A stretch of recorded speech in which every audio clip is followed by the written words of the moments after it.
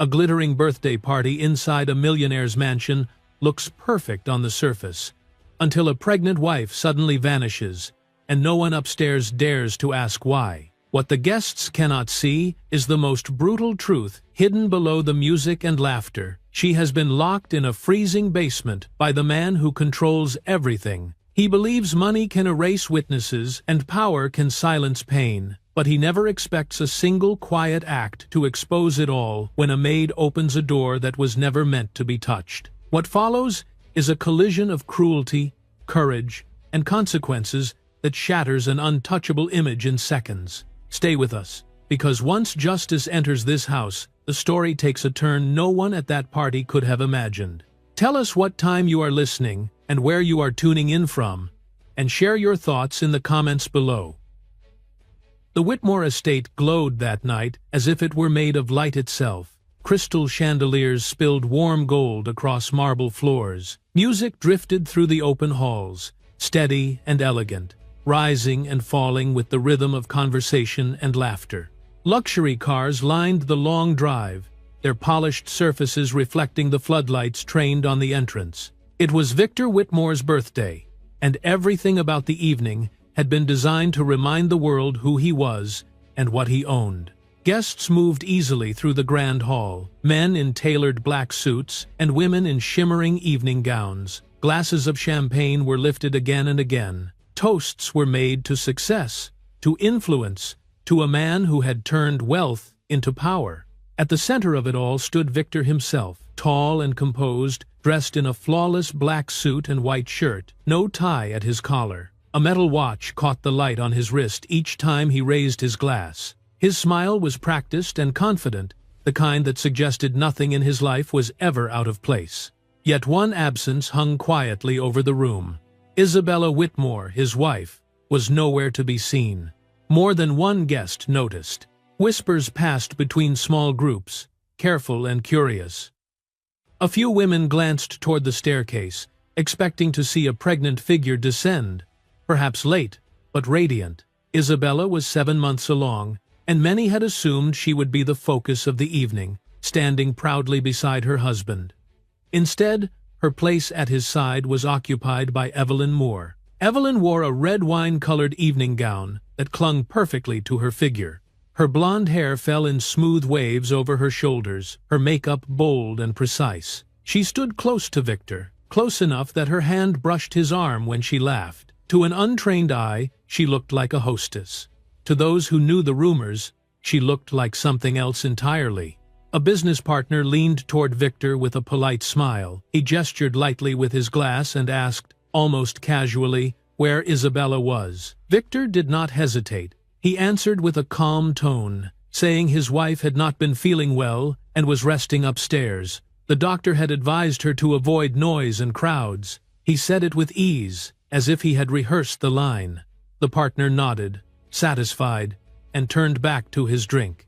Victor's eyes, however, hardened for just a moment after the question passed. The smile returned quickly, but something tight flickered beneath it. Evelyn noticed. She tilted her head slightly and gave him a knowing look, the corner of her mouth lifting in a small, confident smile. She did not ask where Isabella was. She already knew enough to feel secure. The band shifted into a softer melody. Servers moved between guests with trays of food, the scent of rich dishes filling the air. Laughter rose again, louder now, as if the party itself were determined to drown out any trace of unease.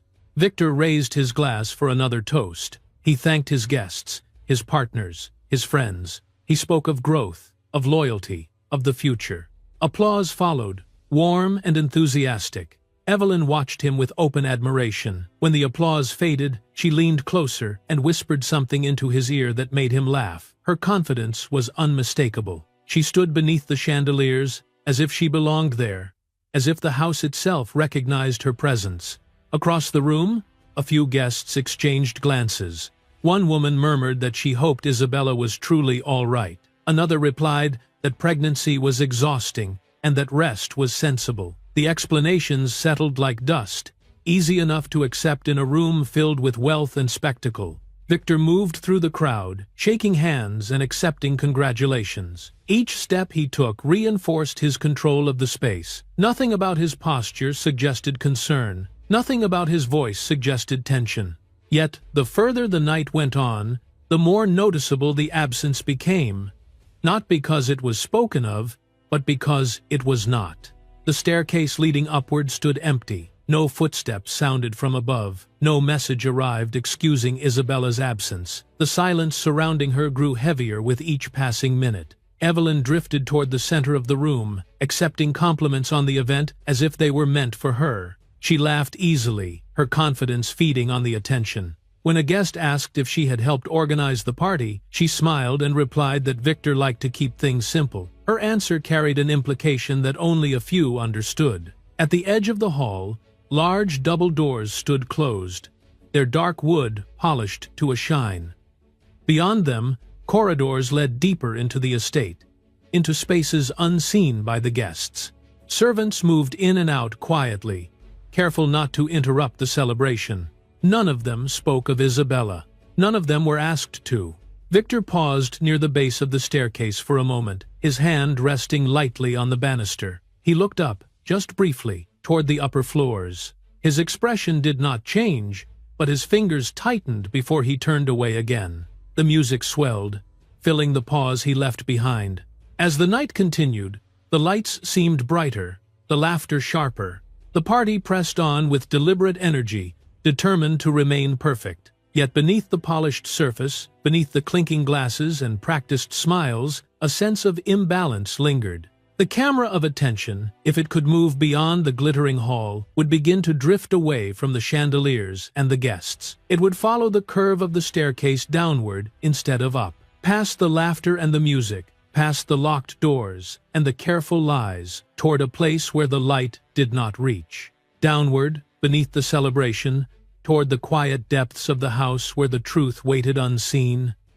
The basement was silent in a way that felt unnatural, as if the house itself had decided to forget the space existed. The air was cool and damp, carrying the faint smell of concrete and old storage boxes. A single yellow bulb hung from the ceiling, its light weak and uneven, casting long shadows along the walls. The floor beneath Isabella Whitmore was bare cement, cold enough to seep through the thin soles of her shoes and into her bones. She stood still for a moment, listening. From somewhere far above, music drifted downward through the structure of the house. It was faint, distorted, but unmistakable. Laughter followed, then the soft clink of glasses. The sounds were distant, yet cruelly clear. There was a party happening directly over her head, a celebration filled with light and warmth, while she stood alone in the dark. Isabella moved toward the door she had been pushed through minutes earlier. The heavy metal surface looked different from this side. There was no handle, only a flat panel and a thick lock mounted on the outside. She pressed her palm against it, then knocked once, sharply. No response. Her heart began to beat faster. She knocked again, harder this time, calling Victor's name. Her voice echoed strangely in the enclosed space, bouncing off the walls and returning to her sounding smaller than it should have been. She waited, holding her breath, hoping to hear footsteps approaching from the other side. Nothing came. Isabella leaned closer to the door, her forehead resting against the cool metal. She tried the door again, pushing with more force, then pulling, even though she already knew it would not move. The lock held firm. Panic crept into her chest, slow and heavy. She stepped back and looked around the basement, searching for something familiar, something reassuring. There were shelves along one wall filled with boxes and bottles. Old furniture sat covered in sheets. A single chair stood in the corner, its wooden legs uneven. None of it offered comfort. Her hand went instinctively to her purse. It was gone. The realization struck her like a blow. Her phone was inside that purse, her keys, everything that connected her to the world outside this room. Isabella's breathing quickened as she searched her pockets, knowing even as she did it that there would be nothing there. Her fingers brushed against the fabric of her light sky-blue maternity dress, now slightly wrinkled, the soft cotton cool against her skin. She pressed one hand to her stomach. The baby shifted faintly beneath her palm, a reminder of the life she was carrying. Isabella closed her eyes and took a slow breath, trying to calm herself. She whispered softly, not sure if she was speaking to herself or to the child inside her. She told herself she needed to stay steady. Panic would not help her. Panic would only make things worse. Another sound drifted down from above. Applause this time. Loud and enthusiastic. Isabella flinched. She imagined the scene upstairs without meaning to. Victor standing beneath bright lights. Guests smiling. Evelyn Moore beside him, confident and composed. The image burned in her mind, sharpening her fear into something colder and more focused. This was not an accident. This was not a misunderstanding. She had been placed here deliberately. Isabella walked back to the door and began knocking again, her fist striking the metal in a steady rhythm. She raised her voice, calling out for help, calling out for anyone who might hear her. Her voice cracked as she shouted, the sound scraping against her throat. Still, there was no response. The music above continued uninterrupted. Her arm began to ache, so she stopped and leaned against the wall, sliding down until she was sitting on the floor. The concrete was unforgiving. Cold seeped through the thin fabric of her dress, making her shiver. She drew her knees up slightly, careful of her belly, and wrapped her arms around herself. Time passed strangely in the basement. Minutes stretched longer than they should have. Isabella watched the light bulb flicker, listening to the hum of electricity and the distant pulse of music. Her thoughts spiraled despite her efforts to control them. How long would he leave her here? Did anyone know where she was? Would anyone come looking for her? A dull pain began to form low in her abdomen. At first, she thought it was only stress, her body reacting to fear. She shifted her position, trying to ease the discomfort. The pain did not fade. Instead, it pulsed, slow and deliberate. Isabella's breath caught. She placed both hands on her stomach, rubbing gently, whispering reassurance. She had felt discomfort before during the pregnancy, but this felt different, sharper, more urgent. Her fear deepened. She tried to stand, using the wall for support. Her legs trembled as she straightened. The room seemed to tilt slightly, forcing her to pause until the dizziness passed. She focused on breathing slowly, in through her nose, out through her mouth, the way her doctor had taught her. The sounds above grew louder for a moment, then softened again. The music changed. Another song began. Isabella's eyes filled with tears. She moved back to the door, pressing her ear against the cold surface. She could hear nothing from the other side, except the faint vibration of sound traveling through the structure. She knocked once more, weaker this time, her knuckles sore. "Please," she whispered, though she did not know who she was pleading with. Her strength faded quickly after that.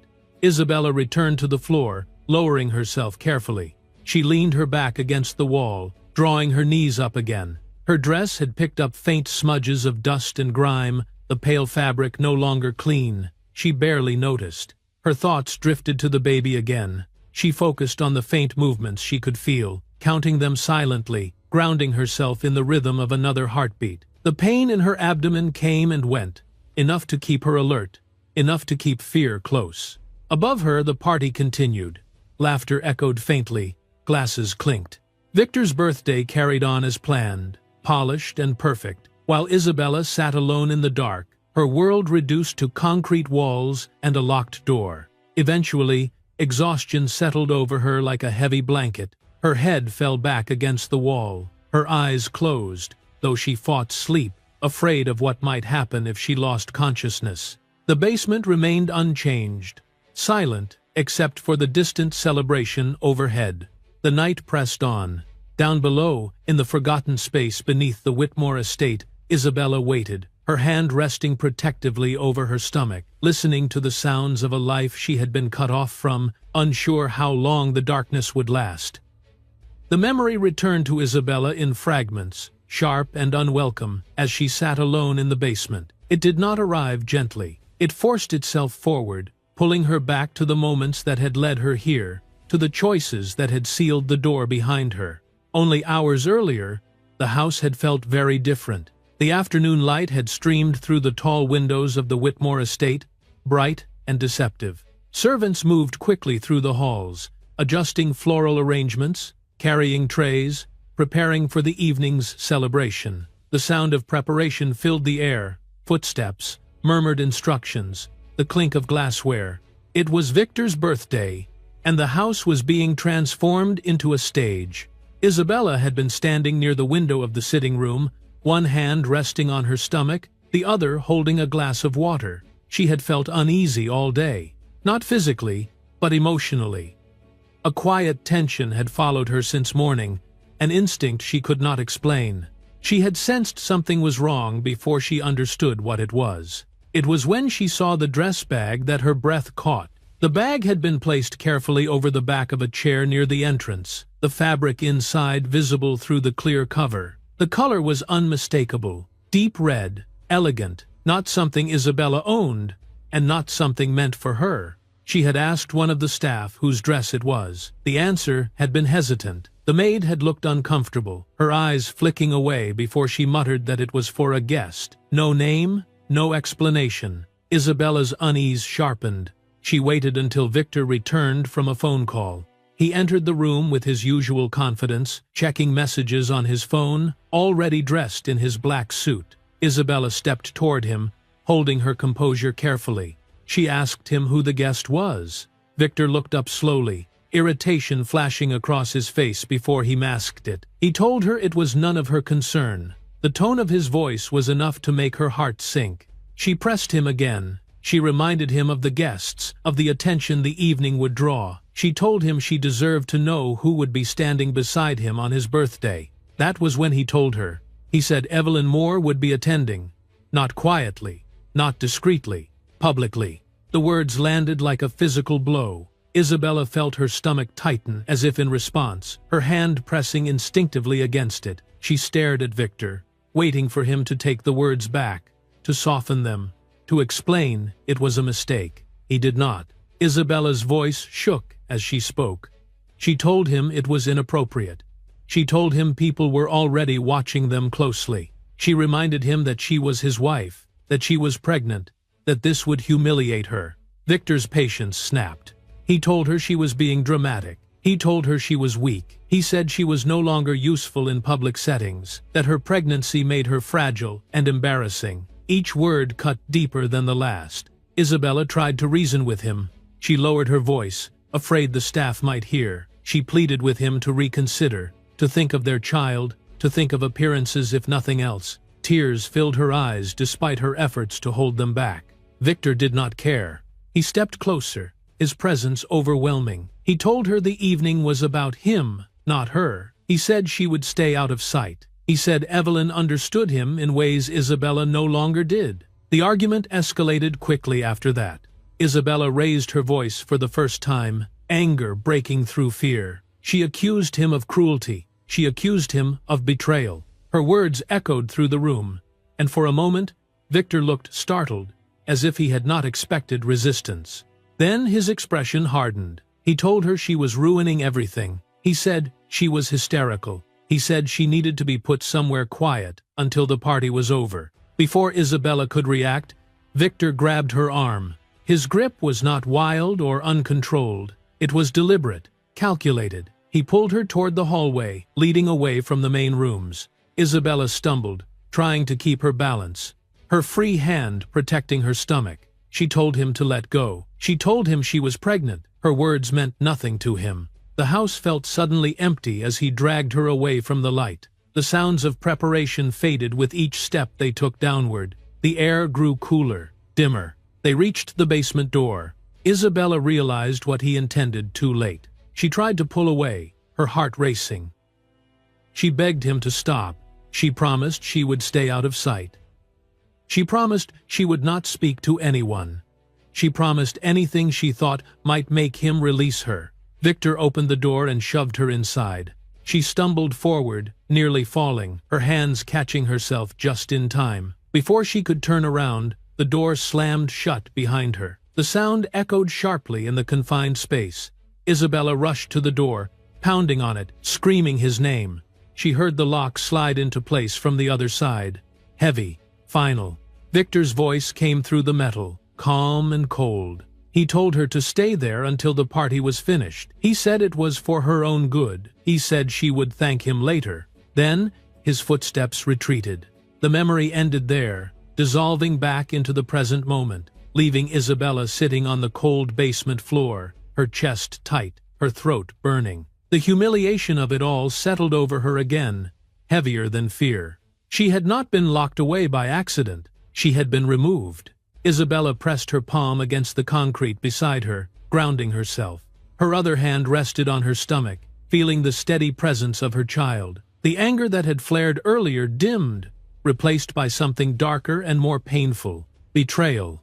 Above her, Victor was celebrating. Evelyn was likely laughing beside him, wearing the red dress meant to announce her place. The house was full of light, and Isabella was hidden away, silenced. The realization hardened inside her. This was not just cruelty. It was a decision Victor had made without hesitation. He had chosen the party, the image, the other woman, over his wife and unborn child. The basement remained quiet, holding her and her memories within its walls. The truth of how she had come to be there was now unmistakable, and it offered no comfort.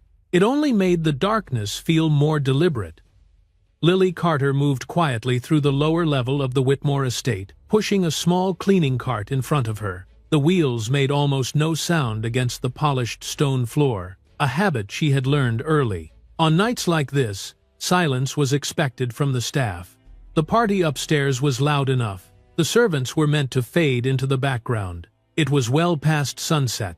The birthday celebration was in full swing above her head. Music pulsed through the walls in a softened rhythm, distorted by layers of stone and wood. Occasionally, laughter broke through more clearly, followed by applause or the clinking of glasses. Lily kept her head down and focused on her task, wiping shelves and checking supplies near the storage rooms. She had been assigned to the wine storage area that evening, a space connected to the lower corridors of the house. It was cooler there, the air heavier. Lily wrapped her arms closer to herself as she worked, her gray uniform neat beneath a white apron. She was used to the temperature change. Still, something about the space felt different tonight. She paused.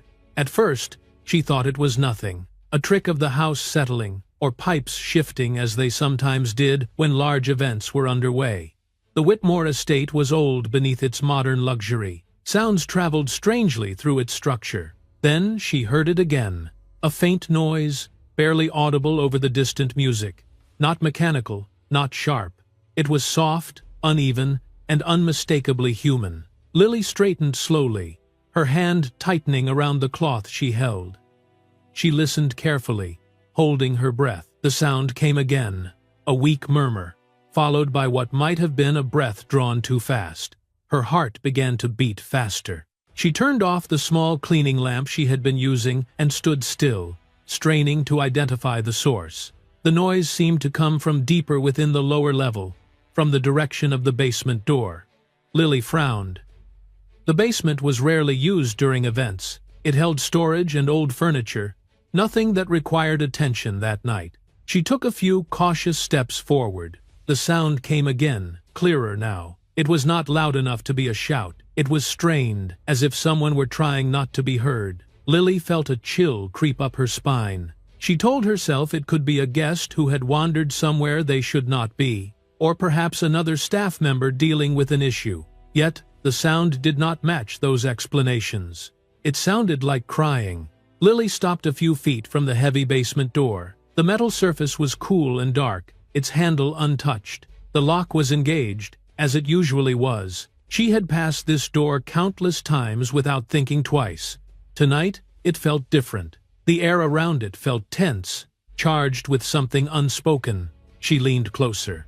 A whisper drifted through the door, so faint she almost missed it. The words were unclear, but the tone was filled with fear. Lily's breath caught in her throat. This was not a sound that belonged in a house celebrating a birthday. Her first instinct was to step back. This was not her place, she told herself. The Whitmores were powerful people. If something was happening behind that door, it was not something she should interfere with. She could get into trouble. She could lose her job. Still, she did not move. The whisper came again, followed by a soft knock from the other side. It was weak, uneven, like someone had little strength left. Lily's hands began to shake. Her mind raced through possibilities. each one more troubling than the last. She thought of Isabella Whitmore. Lily had not seen Mrs. Whitmore all evening. That alone was strange. Isabella was always kind to the staff. She made a point of greeting them, of asking their names. Lily remembered how Isabella had smiled at her just days earlier, resting a hand on her pregnant stomach, asking if Lily had been eating enough during her long shifts. The memory made Lily's chest tighten. She pressed her ear lightly against the door.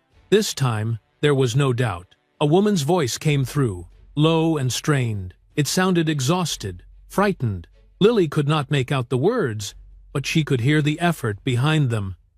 The sound of someone fighting to stay conscious. Lily stepped back, her heart pounding. Something was very wrong. She glanced down the corridor, half expecting someone to appear and stop her. No one did. The lower level remained empty and quiet, abandoned by the celebration above. The party music masked everything. No one upstairs would hear what was happening here. Lily swallowed hard. She knew she could not ignore this. She reached out and tested the door handle, already knowing it would not move. The lock held firm. The realization made her stomach drop. This was not an unlocked space someone had wandered into by mistake. Someone had been placed here.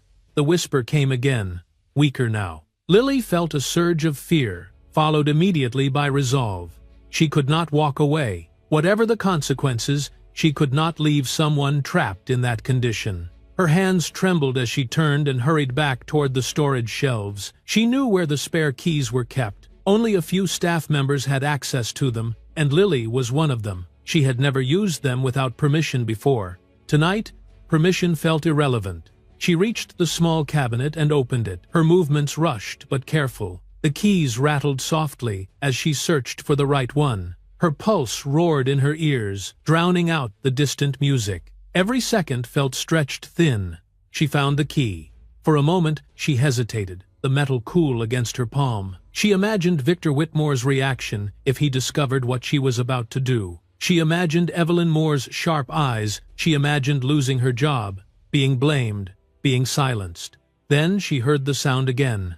It was barely there now. A breath, a faint plea. Lily closed the cabinet and turned back toward the basement door. Her steps quicker this time. Fear still gripped her, but it was no longer enough to stop her. Whatever was happening behind that door was more important than her position, more important than her safety. She stood before the door once more, key in hand, her heart hammering. She took a steadying breath and reached for the lock. Her hand shook as she guided the key toward it.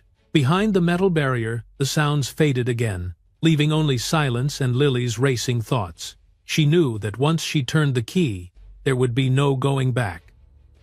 Whatever she found on the other side would change everything. With one final glance down the empty corridor, Lily placed the key into the lock. She turned it slowly, bracing herself for what awaited beyond the door. The lock gave way with a soft click that sounded far too loud in the quiet corridor. Lily Carter froze, her hand still wrapped around the key. Her breath caught in her throat. For a brief second, nothing happened. The basement door remained closed, heavy and unmoving, as if resisting the truth waiting behind it. Then Lily pushed. The door opened slowly, protesting with a low creak as it shifted inward. A rush of cold air spilled out, carrying the smell of damp concrete and dust. The weak yellow light from the hanging bulb inside flickered, momentarily brightened by the spill of light from the corridor. Lily stepped forward, her heart pounding so hard she could feel it in her ears. At first, she saw only shadows. The basement was larger than it appeared from the doorway, cluttered with covered furniture and stacked boxes along the walls. The floor was bare cement, stained and uneven. The single bulb overhead cast long, distorted shapes that stretched across the room like reaching hands. Then she saw her. Isabella Whitmore was on the floor near the far wall. She was not standing. She was not even sitting upright. Her body was curled slightly on her side, her back pressed against the cold concrete, her knees drawn up as much as her condition allowed. One arm was wrapped protectively around her stomach. The other lay limp at her side.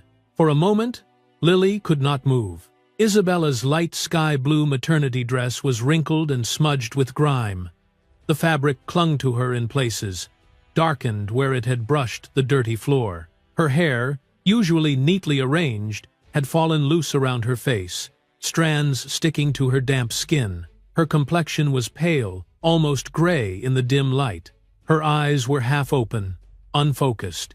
"Oh my God," Lily whispered, the words barely leaving her lips. She rushed forward, dropping the key without noticing as it clattered against the floor. She knelt beside Isabella, careful not to touch her too suddenly. The closer she got, the more alarming the sight became. Isabella's chest rose and fell shallowly, each breath uneven. Her lips were dry, slightly parted, as if she had been calling out for a long time. "Mrs. Whitmore," Lily said softly. Her voice trembled. "Can you hear me?"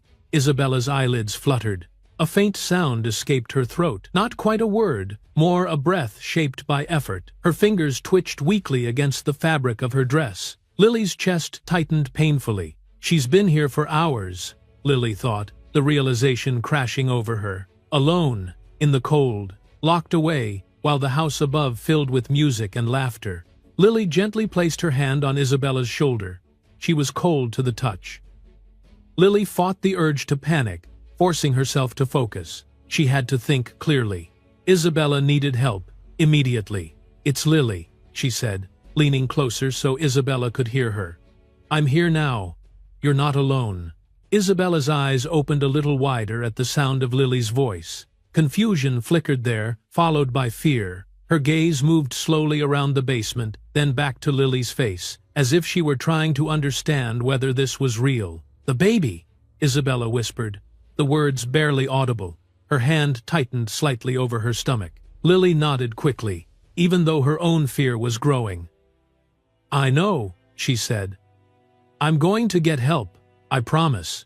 She glanced around the basement, searching for anything that might make Isabella more comfortable. There was nothing suitable. No blankets, no chair close enough. Lily slid her jacket off and carefully draped it over Isabella's shoulders, mindful of her movements. Isabella winced faintly as she shifted. "I'm sorry," Lily murmured, hating how helpless she felt. She checked Isabella's breathing again, then placed her fingers lightly against her wrist, feeling for a pulse. It was there, fast, but steady enough to give her a shred of relief.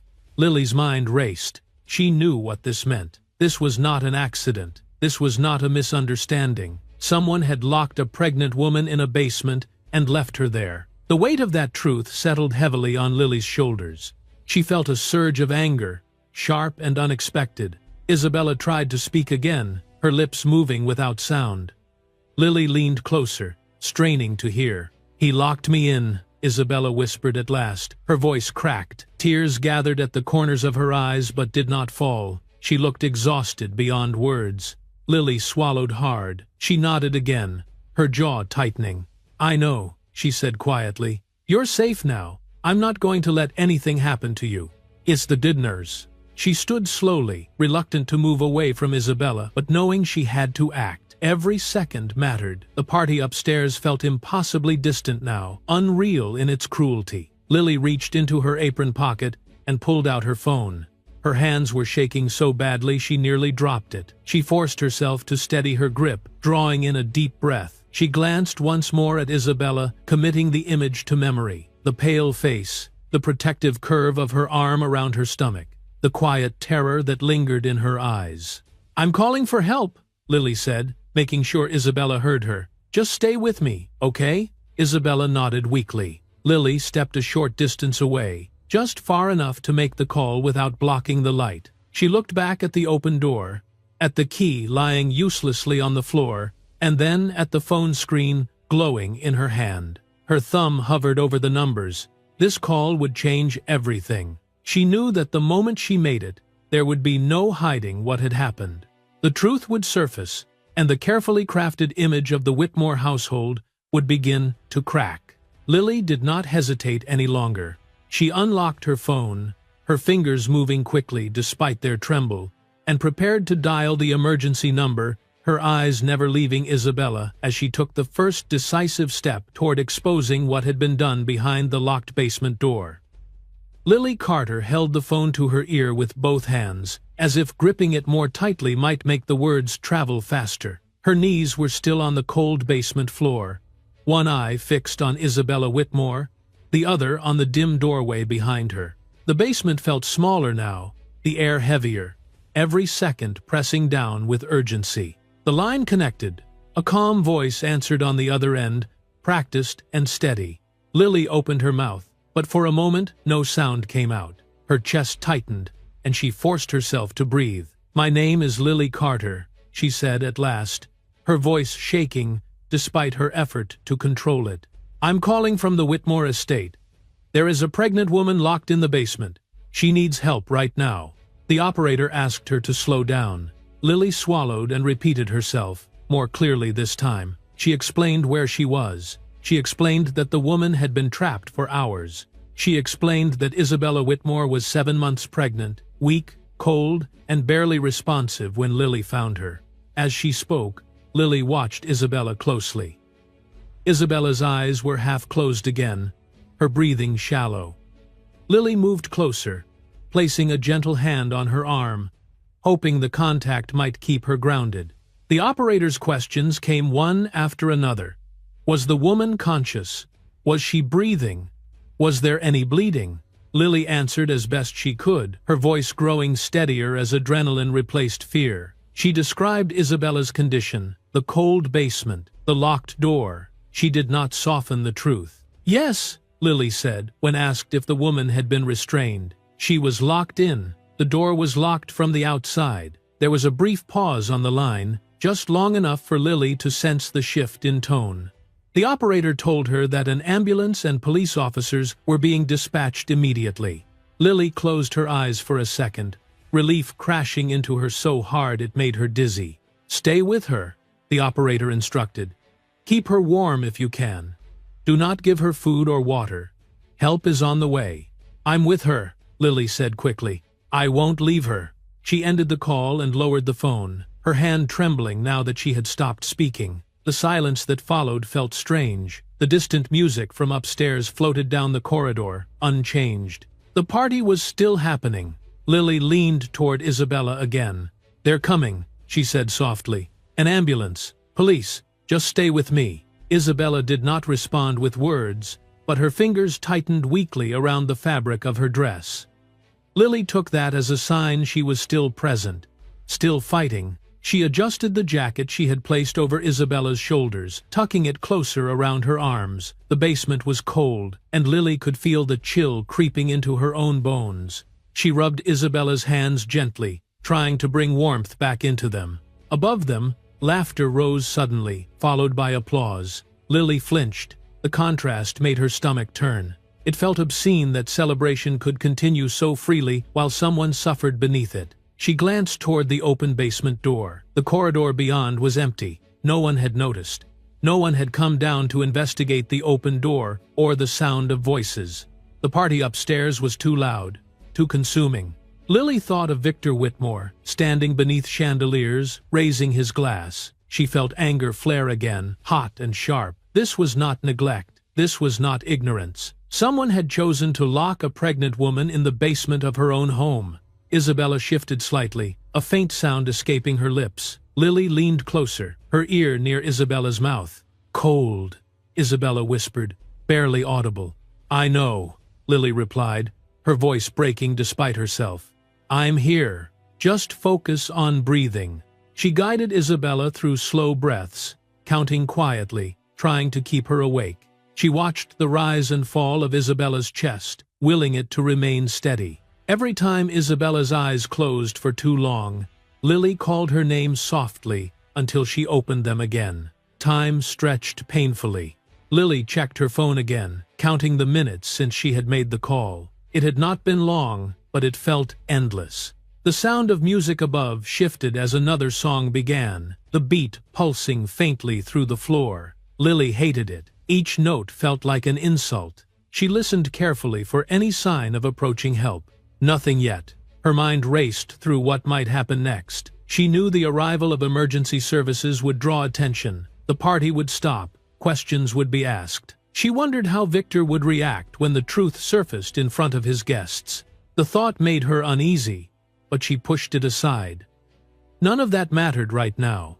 Only Isabella mattered. Lily stayed close, speaking softly, telling Isabella that help was coming, that she was not alone anymore. She talked about small, harmless things, anything to keep Isabella engaged. She mentioned the sound of rain earlier that day, the smell of flowers in the house, the way the lights had looked in the hallway before the party began. Isabella listened weakly, her eyes following Lily's face. Tears slipped silently down her temples and into her hair, but she did not cry out. Her strength seemed spent. Finally, after what felt like an eternity, Lily heard something new. At first, she thought it was part of the music, a distant hum, low and steady. She held her breath and listened again. The sound grew clearer, cutting through the walls, unmistakable now. Sirens. Lily's heart leapt. She looked toward the corridor, her breath catching. The sound was still far away, but it was real. Help was coming. "They're close," Lily said, her voice filled with relief. "Can you hear that?" Isabella's eyes fluttered open again. She nodded faintly. The sirens grew louder with each passing second, echoing faintly through the estate grounds. Lily imagined the scene outside, flashing lights approaching the long driveway, the night air filled with urgency instead of music. She stayed where she was, her body forming a barrier between Isabella and the rest of the basement. She did not want Isabella to feel alone again, not even for a moment. The sounds from upstairs began to change. The music faltered slightly, then resumed. Lily wondered if anyone had noticed yet. She wondered how long it would take before the celebration above was forced to stop. The sirens were unmistakable now, their wail cutting through the night, closer with every breath Lily took. She squeezed Isabella's hand gently. "You did the right thing," Lily whispered, though she was not sure whether she was saying it to Isabella or to herself. The basement remained dim and cold, but something had shifted. The silence was no longer complete. The world outside was moving toward them, fast and inevitable. Lily stayed by Isabella's side as the sound of approaching sirens filled the air, knowing that the moment help arrived, nothing in the Whitmore house would ever be the same. The first interruption came as a flicker of confusion near the front of the estate. Guests closest to the tall windows noticed the change before anyone else. Blue and red light pulsed briefly across the glass, faint at first, then brighter. A few conversations faltered. Someone laughed awkwardly, assuming it was a coincidence, perhaps a passing vehicle on the road beyond the gates. Then the sirens became impossible to ignore. The music inside the grand hall wavered as heads turned toward the entrance. The steady rhythm that had carried the party began to feel out of place, too loud, too cheerful. Servers paused mid-step, trays balanced carefully as they waited for instructions. A ripple of unease spread through the crowd. Victor Whitmore stood near the center of the room, his glass still in hand. For a brief moment, his expression remained composed, the same controlled smile fixed on his face. He told himself there had to be a simple explanation, a neighbor, a misunderstanding, something that had nothing to do with him. But his eyes drifted toward the staircase without conscious thought. Evelyn Moore felt it too. She straightened slightly, her fingers tightening around her clutch. The red wine gown that had made her feel so powerful moments earlier now felt too conspicuous, too bright. She leaned toward Victor and murmured a question he did not answer. The front doors opened. Cold night air rushed into the hall, carrying with it the sharp, unmistakable presence of emergency responders. 2 paramedics entered first, followed closely by uniformed police officers. Their expressions were serious, focused, entirely out of place among the chandeliers and champagne. The music cut off. Silence fell across the room, heavy and sudden. A police officer spoke clearly, asking that guests remain calm and stay where they were. Murmurs erupted instantly. Phones appeared in hands. People craned their necks, trying to see what was happening, trying to understand why emergency services had arrived at a birthday celebration. Victor stepped forward instinctively, his authority flaring. He asked what the meaning of this was, his voice sharp with irritation. The officer looked at him without deference and asked his name. When Victor confirmed it, the officer's expression did not change. "We have received a report," the officer said, his voice carrying across the hall. A pregnant woman was found locked in the basement of this property. The words landed like a shockwave. Gasps rippled through the crowd. Conversations exploded all at once. Some guests covered their mouths in disbelief. Others turned to look directly at Victor, their expressions shifting from curiosity to suspicion. Evelyn took a step back, her face drained of color as she processed what she had heard. She glanced toward the corridor, leading deeper into the house, then back at Victor. For the first time that evening, uncertainty flickered across her features. Victor's mouth opened, then closed. He forced a laugh that sounded brittle even to his own ears. He said there must be some mistake. He said his wife was resting. He said the basement was locked as a precaution during events. The officer did not engage with his explanation.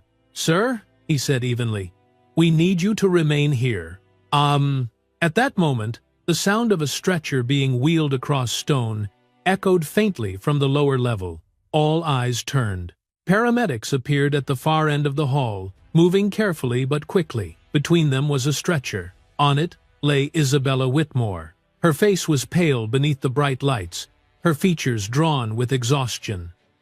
A white blanket had been pulled over her, but her light sky-blue maternity dress was still visible beneath it, stained and wrinkled. One of her hands rested over her stomach, fingers curled protectively. Her hair was loose, clinging to her damp skin. A sharp cry rose from somewhere in the crowd. Several guests recoiled, horror etched across their faces. Whispers spread rapidly now, no longer restrained. People stared openly. Some stepped back as the stretcher passed, as if afraid of being too close to the truth. Victor froze. For the first time all night, his composure shattered completely. His glass slipped from his hand and shattered against the marble floor, the sound startling in the silence. He stared at Isabella as if seeing her for the first time, his face pale, his breathing shallow. "This is insane," he said, his voice unsteady. "She should not be here like this." A paramedic shot him a brief, cold glance and continued forward. Lily Carter walked beside the stretcher, her gray uniform rumpled now, her face tight with emotion. She kept one hand near Isabella's arm, watching her closely. When Lily looked up and saw the crowd, her eyes widened, but she did not stop. She held her head high, her expression resolute. The stretcher paused briefly near the center of the hall as paramedics adjusted their grip. Isabella's eyes fluttered open. For a moment, her gaze drifted over the unfamiliar faces, the lights, the room she should have been in all along. Then her eyes found Victor.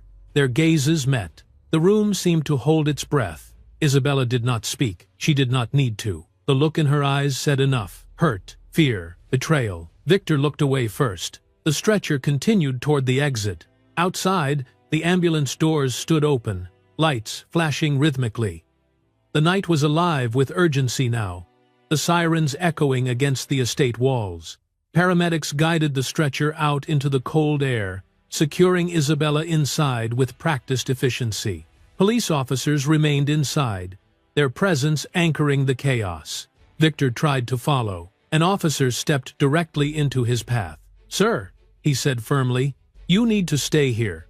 Victor protested. He said he needed to be with his wife. He said this was being blown out of proportion. His words tumbled over each other, lacking the authority they once carried. Evelyn hovered nearby, her face tight with fear. She avoided eye contact with anyone, her earlier confidence gone. When an officer glanced her way, she turned sharply and moved toward the edge of the crowd, trying to disappear. The guests were no longer pretending. Phones were raised openly now, recording, whispering, capturing the collapse of an image that had once seemed unbreakable.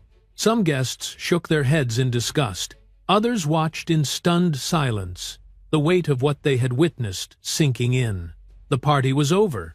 The celebration that had begun with laughter and luxury had dissolved into shock and disbelief. The chandeliers still glowed overhead, but the light felt harsh now, unforgiving. Victor stood at the center of it all, surrounded by uniformed officers and judging eyes. His birthday had ended not with applause, but with the echo of sirens and the sight of his wife being carried away on a stretcher. As the ambulance pulled away from the estate, its lights fading into the distance, the truth remained behind. undeniable and exposed. Nothing about the Whitmore household would ever be the same again. The Whitmore estate did not sleep after the ambulance left. The music was gone. The guests had been ushered out in uneasy clusters, and the long halls that once echoed with celebration now carried only the sounds of measured footsteps and quiet instructions. Uniformed officers moved through the house with calm precision, their presence reshaping the space into something procedural and exposed. Officer Daniel Brooks stood near the entrance, issuing directions to his team. His voice was steady, controlled, and carried authority without effort. He ordered the remaining staff to gather in one area and asked that no one leave without permission. The air felt colder now, stripped of illusion. In the basement, the door remained open. An officer stepped inside first, scanning the room carefully. The weak yellow bulb still hung from the ceiling, casting its uneven light over the same concrete floor where Isabella Whitmore had been found. The space felt stark and accusatory under scrutiny. What had once been hidden was now unmistakably visible. Photographs were taken from every angle. The position where Isabella had been lying was documented. The lock on the door was examined and tested. An officer noted that the handle was inaccessible from the inside. Another recorded the temperature of the room. Every detail was collected quietly and thoroughly. Lily Carter stood nearby, her arms wrapped tightly around herself. She answered questions in a low but clear voice. She described the sound she had heard, the door she had opened, the condition Isabella had been in. Her words were careful but firm. She did not exaggerate. She did not soften anything either. Upstairs, another team reviewed the security system. The Whitmore estate was equipped with cameras in nearly every hallway and exterior area. An officer guided a technician to the control room, where screens glowed faintly in the dim light. The footage was pulled up methodically. Timestamps were checked. Files were copied and secured. They watched Victor Whitmore escort Isabella down the corridor earlier that evening. They saw his hand gripping her arm. They saw her stumble slightly, her other hand instinctively protecting her stomach. They watched him open the basement door and push her inside. They watched him close the door and turn the lock. There was no audio, but none was needed. The room fell silent as the footage ended. Officer Brooks exhaled slowly and nodded once. He instructed the technician to preserve the files immediately. The evidence was clear. There would be no debate about what had happened behind closed doors. Victor Whitmore was seated in the main hall under supervision, his posture rigid. The black suit he had worn with confidence earlier now seemed to weigh on him. He stared at the marble floor, jaw clenched, as officers moved around him. He had tried to speak several times, to explain, to assert control. Each attempt had been met with calm redirection. When Officer Brooks approached him, Victor looked up sharply. "This has been blown out of proportion," Victor said, forcing steadiness into his voice. "My wife was emotional. She needed a quiet place to calm down." Officer Brooks did not react. "Sir," he said evenly, "the evidence does not support that statement." Victor's mouth tightened. He glanced around the room as if searching for support, but the faces around him offered none. Staff members avoided his gaze. Officers remained focused on their tasks. Evelyn Moore was found near the far end of the hall, standing alone. Her red wine gown, once striking, now drew uncomfortable attention. An officer approached her and asked for her name. She answered, her voice thin. "Not at this time," the officer replied. Evelyn's composure fractured further. She folded her arms tightly, eyes darting toward Victor, and then away again. Whatever confidence she had carried into the evening had drained entirely. Outside the estate gates, flashing lights attracted attention. Neighbors gathered at a distance. Word spread quickly. Before long, news vans began to arrive, their cameras trained on the illuminated driveway. Reporters spoke urgently into microphones, speculating about the situation unfolding behind the gates. Inside, officers continued their work. Statements were taken from staff members one by one. Each account reinforced the same picture. Isabella had not been seen all evening. Victor had insisted she was resting. The basement had been off limits. Lily's discovery had changed everything. Officer Brooks gathered his team briefly, speaking in low tones. Decisions were made. Procedures were confirmed. He returned to Victor. "Mr. Whitmore," he said, "based on the evidence collected and witness statements, you are being detained in connection with the unlawful confinement of your wife." Victor stiffened. "You cannot be serious," he said. "This is my house." "That is not relevant," Officer Brooks replied. He signaled to another officer. The movement was small, but it carried finality. Victor stood abruptly, agitation breaking through his restraint. He protested again, louder now, claiming misunderstanding, stress, anything he could reach for. The officers remained calm as they guided him forward. When the handcuffs closed around his wrists, the sound echoed faintly in the vast hall. A hush fell over the room. Victor looked around, his face flushed with anger and disbelief. Cameras from outside captured the moment through the windows, recording the image of a man whose control had vanished. Evelyn watched from a distance, frozen. An officer approached her next, informing her that she would need to answer questions as part of the investigation. Her lips parted, but no words came out. She nodded stiffly. As Victor was escorted toward the exit, the weight of the night settled heavily over the estate. The chandeliers still glowed, but the light felt unforgiving now, exposing every flaw, every lie that had been concealed beneath elegance. Outside, reporters surged forward, shouting questions as officers guided Victor into a waiting vehicle. He did not answer. His face was tight, eyes fixed ahead.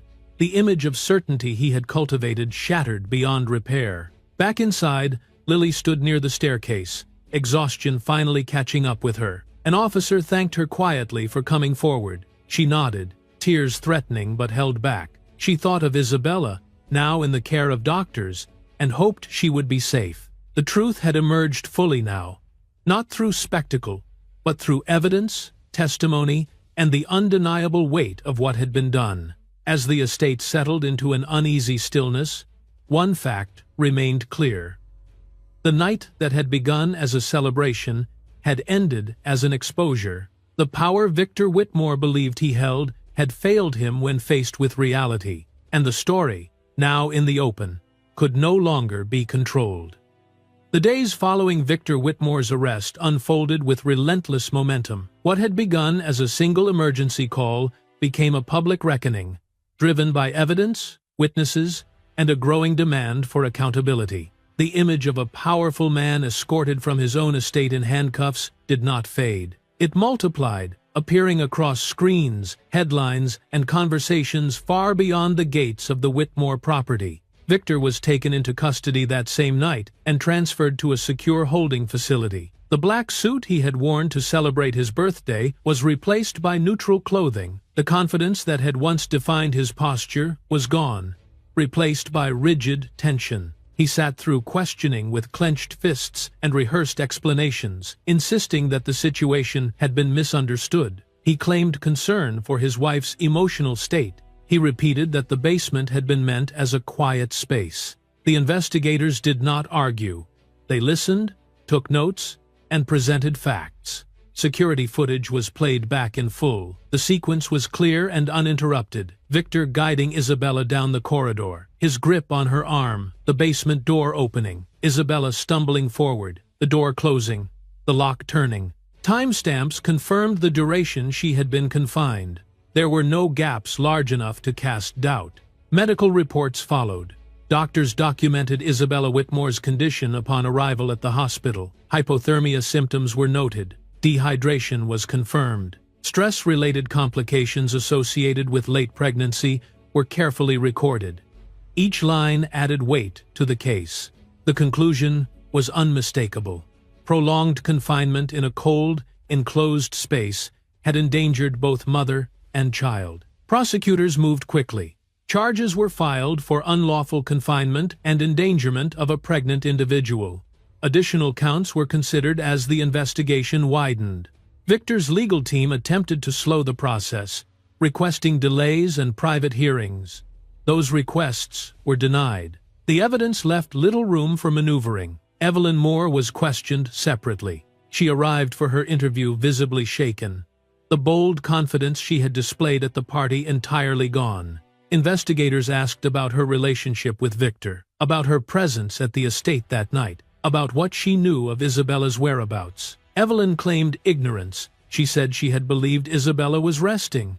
She said she had not asked questions. Her statements were noted and compared against other accounts. While no immediate charges were filed against her, she was informed that the investigation remained ongoing. Her name appeared in reports and articles regardless, tied permanently to the scandal unfolding.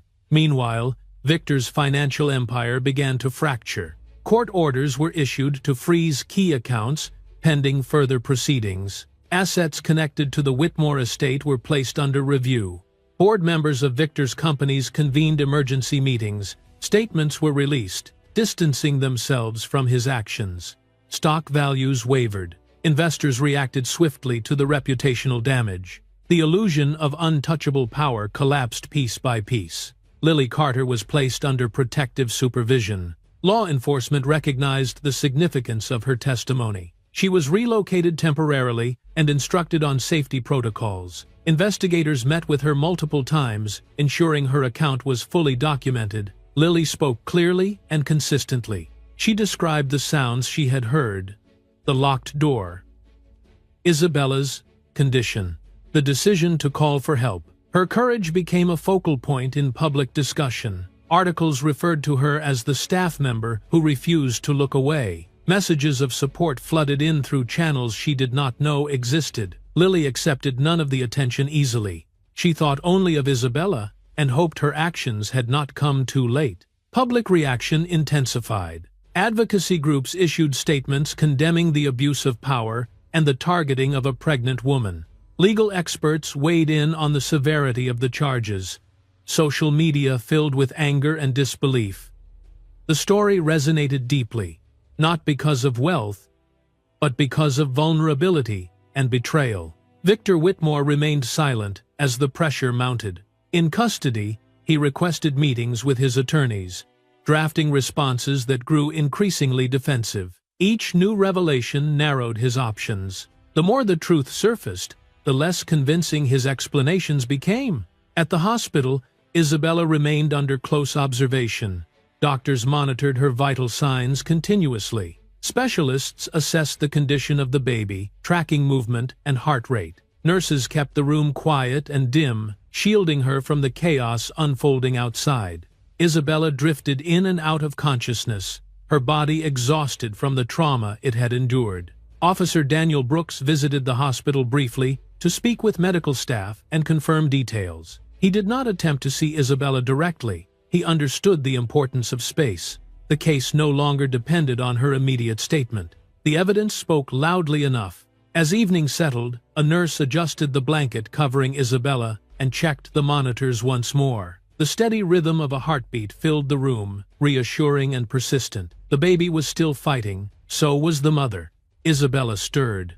At first, it was only a slight movement of her fingers against the sheet. Then her eyelids fluttered. She frowned faintly, as if trying to piece together where she was. The room was unfamiliar. The air smelled clean and sterile. Soft light filtered through partially closed blinds. She took a shallow breath. The nurse noticed immediately and moved closer, speaking softly. Isabella's eyes opened a little wider.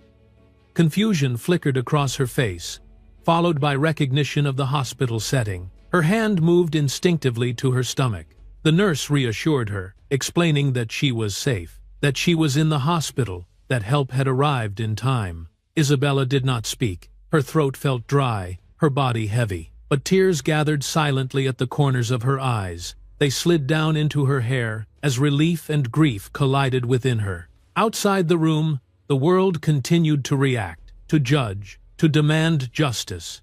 Court dates were scheduled. Investigations pressed forward. Victor Whitmore's name became synonymous with disgrace rather than power. Inside the quiet hospital room, Isabella lay still, listening to the steady sounds around her, aware that something fundamental had shifted. The confinement was over. The truth was no longer hidden. And though the path ahead remained uncertain, the darkness she had been trapped in had finally been brought into the light.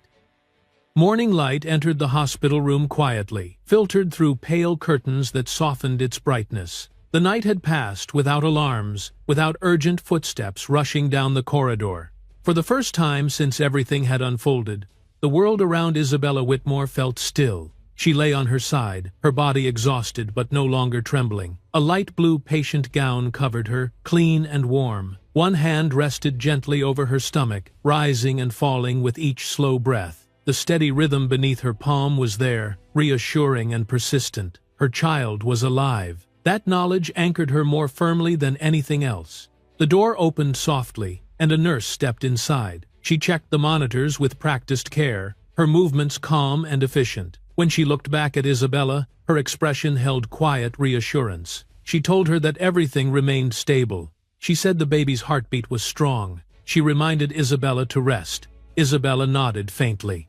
After the nurse left, the room returned to silence. Isabella closed her eyes and allowed herself to breathe without fear. The memories were still there, heavy and painful, but they no longer pressed against her chest with the same suffocating force. The basement, the cold floor, the locked door. Those images would not disappear easily, but they no longer defined the present moment. Later that morning, Lily Carter arrived. She hesitated briefly at the doorway, her hands clasped together as if unsure whether she belonged there. Her gray uniform had been replaced by simple clothes, but her posture remained the same, careful, respectful. When Isabella opened her eyes and saw her, something inside her softened. Lily stepped closer, her eyes shining with emotion. She did not speak at first. She did not need to. Isabella reached out slowly, and Lily took her hand, holding it with both of hers. "Thank you," Isabella said quietly. Her voice was hoarse but steady. Lily shook her head, tears slipping free despite her effort to control them. She said she was sorry for what Isabella had endured. She said she wished she had found her sooner. Isabella squeezed her hand gently, silencing the apology. "You saved us," Isabella said. "That is what matters." They sat together for a while, speaking only when necessary. The bond between them did not need many words. It was built from a single decision, from courage, in a moment when it would have been easier to walk away. Outside the hospital room, the world continued to shift. Victor Whitmore remained in custody, his fate moving steadily through the legal system. Hearings were scheduled, evidence was reviewed. His influence no longer shielded him. The wealth that once commanded silence could not erase recorded footage or medical reports. The process was slow, deliberate, and unavoidable. Evelyn Moore withdrew from public view. Her name still surfaced in articles and discussions, tied permanently to the night everything collapsed. She issued no statements. There was nothing left to defend. The Whitmore estate itself stood quiet, stripped of celebration and illusion. Its gates remained closed, watched by curious eyes and waiting cameras. What had once symbolized power now carried a different meaning. For Isabella, none of that mattered as much as the present moment. Each day, she grew a little stronger. Doctors monitored her closely, adjusting treatment and encouraging gentle movement. She walked the corridor slowly with support, feeling the solid ground beneath her feet, reminding herself that she was no longer trapped. Each step was a small victory. She spent long hours simply resting, listening to the quiet hum of hospital life. The sounds were steady and predictable. They brought comfort rather than fear. At night, she slept without waking to panic, her body gradually learning that it was safe again. One afternoon, sunlight poured more brightly through the window than it had before. Isabella sat upright in bed, a blanket wrapped around her shoulders. She looked out at the city beyond the glass, watching people move through their lives, unaware of how close everything could come to breaking. She placed both hands over her stomach and closed her eyes. "I'm here," she whispered softly. "We're here." The words felt real when she spoke them. A sense of resolve settled over her. She did not know exactly what the future would look like. There would be legal proceedings. There would be difficult conversations. There would be moments when memories resurfaced unexpectedly. Healing was not immediate, and it was not simple. But she also knew something else now. She had survived, not because of wealth or status, but because someone had chosen to see her, to hear her, to act, because the truth had been brought into the open and refused to be buried again. As the day faded into evening, the room filled with warm light once more. A nurse came in to check on her, smiling gently. Lily sent a message, asking how she was feeling. Isabella replied with a simple answer. She said she was resting. She said she was hopeful. Outside, the city continued to move forward. Inside, Isabella allowed herself to do the same. The chapter of her life, defined by fear and confinement, had ended. Ahead lay uncertainty, but also possibility. And within her, steady and strong, was the quiet promise of a new beginning. In the ruthless world of New York's elite, a public humiliation is a spectator sport. Richard Sterling thought he'd won the final round against his ex-wife, Catherine. He had the money, the power, and the dazzling new fiancée. He thought he'd left Catherine with nothing.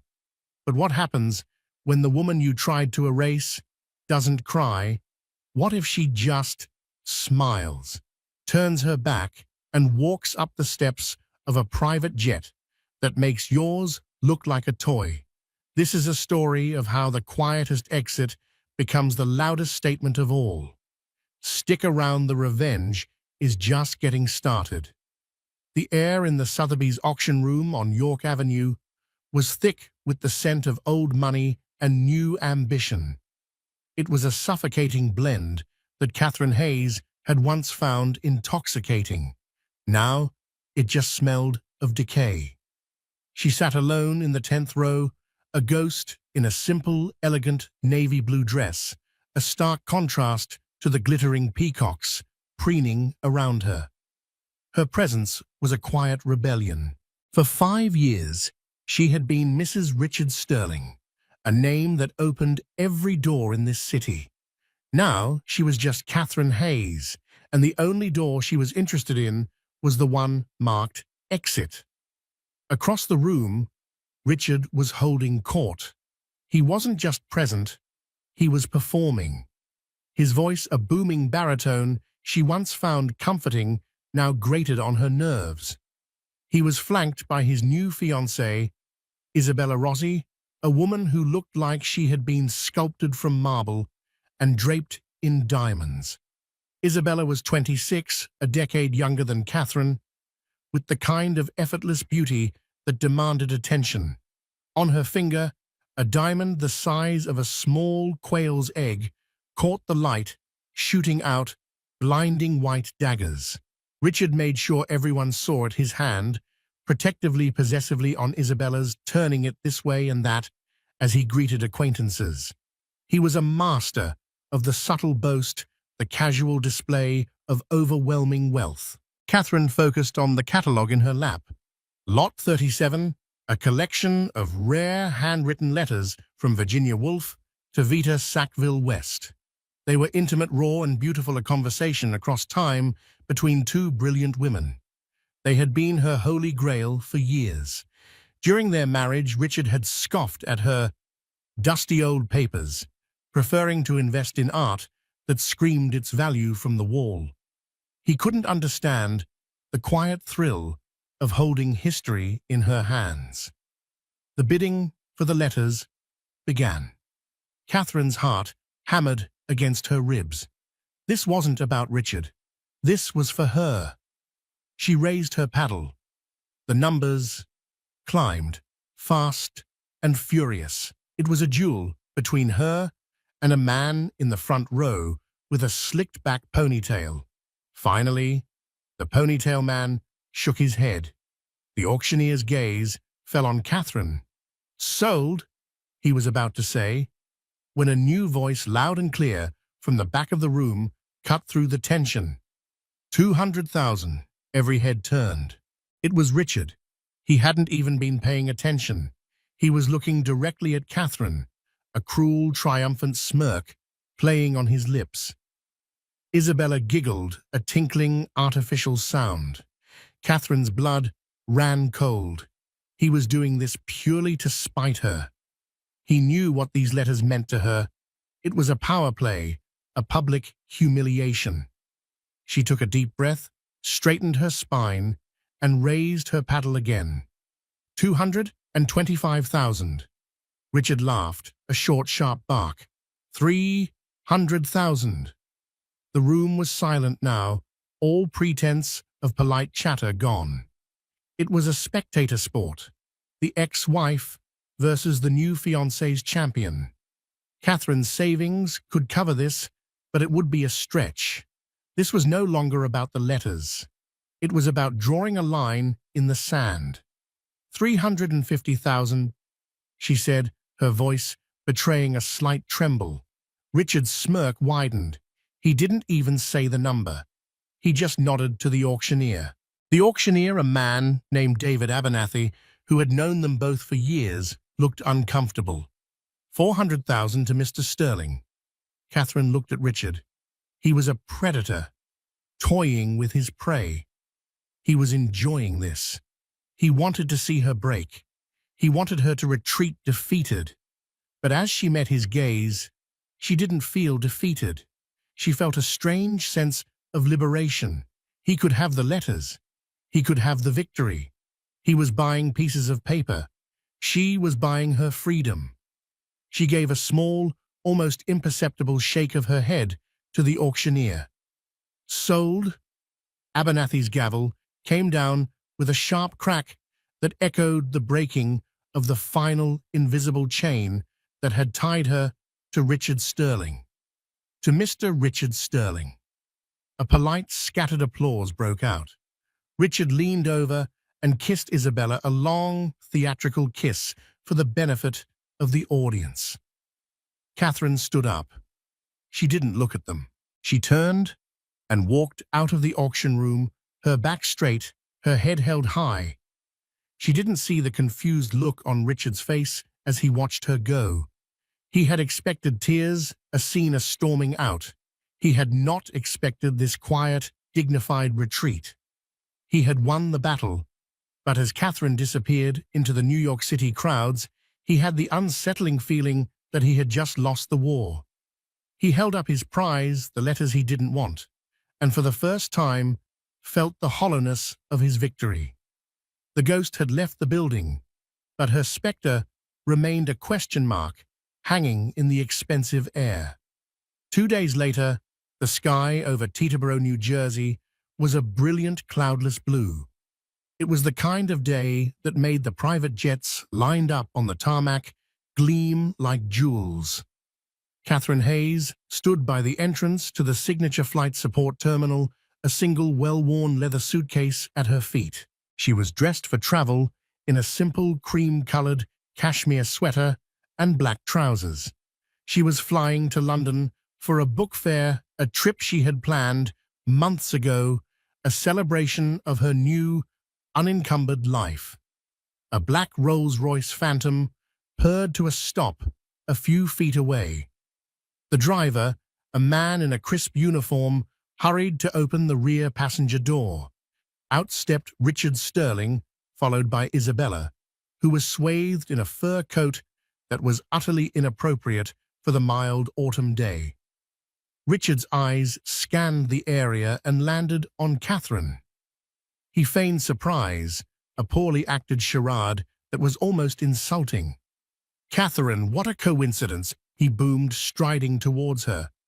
Isabella clinging to his arm. "Richard," Catherine said, her tone flat neutral. She didn't have the energy for his games today. "Off somewhere?" he asked, his gaze flicking to her single suitcase, a silent judgment on her modest luggage compared to the mountain of Louis Vuitton trunks being unloaded from his rolls. "London," she replied simply. "Ah, London. Business, I assume. Still playing with those dusty old books." He gestured vaguely, a dismissive wave of his hand. Before Catherine could answer, he pulled Isabella forward. "Darling, you remember my ex-wife, Catherine?" "Catherine, this is my fiancée, Isabella Rossi." "Of course," Isabella said, her voice dripping with manufactured sweetness. She extended her left hand, not for a handshake, but to display the ring. The diamond, a flawless cushion-cut behemoth, was impossible to ignore. It was a weapon designed to blind and intimidate. "Richard has told me so much about you." "I'm sure he has," Catherine said, her eyes meeting Isabella's. She didn't look at the ring. This deliberate lack of acknowledgement was a small act of defiance, but it was hers. Richard, annoyed that his trump card was being ignored, pressed on. "We're off to St. Bart's for a few weeks, a little pre-wedding getaway, you know how it is. The stress of planning the wedding of the century, why, it takes its toll." He sighed, a theatrical display of the burdens of the ultra-wealthy. "Our jet is just being prepared." He pointed towards a large but slightly dated Bombardier Global Express. "You're flying commercial, I take it must be trying." The condescension was so thick, Catherine could have choked on it. She thought of the years she had endured this, the constant subtle digs, the psychological warfare designed to make her feel small, inadequate. She had absorbed it all, letting it chip away at her sense of self. But no more. "Something like that," she said, a faint, enigmatic smile touching her lips. Just then, a low hum grew into a powerful roar. An aircraft impossibly sleek and futuristic was taxiing towards their terminal. It was a Gulfstream G800, the latest and largest purpose-built private aircraft in the world.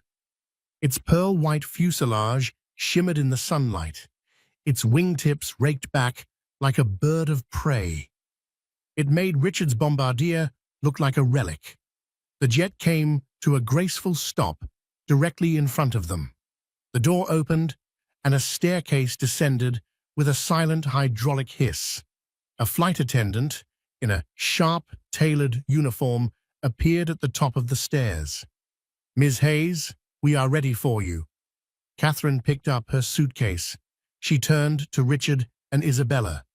Their mouths were slightly agape, their eyes wide with disbelief. The triumphant smirk had vanished from Richard's face, replaced by a look of utter slack-jawed confusion. Isabella's grip on his arm had tightened, her perfectly manicured nails digging into his expensive suit. "It was interesting seeing you both," Catherine said. Her voice was calm, but there was an unmistakable note of finality in it. "Have a wonderful time in St. Bart's." She walked towards the jet, her steps unhurried, her posture perfect. She didn't look back. She didn't need to. She could feel Richard's stunned gaze on her back, a silent testament to the seismic shift that had just occurred. As she ascended the stairs and disappeared into the cool, quiet interior of the G800, the door ceiling shut behind her, Richard Sterling was left standing on the tarmac, the gaudy diamond on his fiancée's hand, suddenly looking small and insignificant under the shadow of the magnificent aircraft that had just swallowed his ex-wife whole. The ghost of his past had not only returned, she had upgraded, and he had no idea who he was up against. The interior of the Gulfstream G800 was a sanctuary of understated luxury. There was no gold-plated tackiness, no ostentatious displays of wealth that Richard would have insisted upon. Instead, the cabin was a symphony of soft grays, cream-colored leather, and dark polished wood. It was spacious, quiet, and calming. As Catherine settled into a plush armchair, a sense of peace washed over her, a feeling she hadn't realized she had been missing for years. A man emerged from the forward cabin, a tumbler of amber liquid in his hand. He was tall, with a lean, athletic build that his impeccably tailored suit couldn't conceal. His hair was dark, with distinguished flecks of silver at the temples, and his eyes, a startlingly intelligent shade of blue, crinkled at the corners as he smiled at her. This was Julian Croft. "I saw that little drama on the tarmac," he said, his voice a low, pleasant rumble. "I almost sent the co-pilot out with a bucket of popcorn." He handed her a glass of water. "Are you all right?" "I'm better than all right," Catherine said, taking a sip. "I think I just shed the last 10 pounds of a very toxic marriage." Julian laughed, a genuine warm sound that filled the cabin. He took the seat opposite her. "Richard Sterling, I had my team do a little digging after you first mentioned him. A classic narcissist. All flash, no substance. His entire self-worth is tied to the perception of others. Men like that are incredibly fragile." "You have no idea," Catherine murmured, looking out the window as the jet began its powerful, smooth ascent. The world and her past shrank beneath them. She had met Julian Croft 6 months ago at a small independent bookstore in Greenwich Village. She had been reaching for a first edition of Mrs. Dalloway, and so had he. They had struck up a conversation, a real conversation, about books, art, and the quiet joys of a life lived outside the spotlight. He had introduced himself as Julian, a consultant. It was only weeks later, after a series of long dinners and walks through Central Park, that she discovered consultant was a massive understatement. Julian Croft was the founder and CEO of a global technology firm that specialized in data security and artificial intelligence. He was a billionaire, but he wore his wealth like a comfortable, well-worn coat, not a suit of armor like Richard. He was fiercely private, rarely photographed, and his name was more likely to be found in the footnotes of academic journals than in the gossip columns. He was flaunting his fiancée's ring, Catherine said, a small wry smile on her face. It was the size of a doorknob. "And you," Julian said, his blue eyes twinkling, "countered with a G800. A rather effective checkmate, I thought." "It wasn't my intention," she said, though she couldn't deny the small, wicked thrill she had felt. "But I'm not going to pretend it wasn't satisfying." "Good," Julian said. "You've spent too long diminishing yourself to make a small man feel big. That chapter is over." He reached across the table and took her hand. His touch was warm, firm, and reassuring. "How are the Virginia Woolf letters?" Catherine's heart sank a little. "He bought them.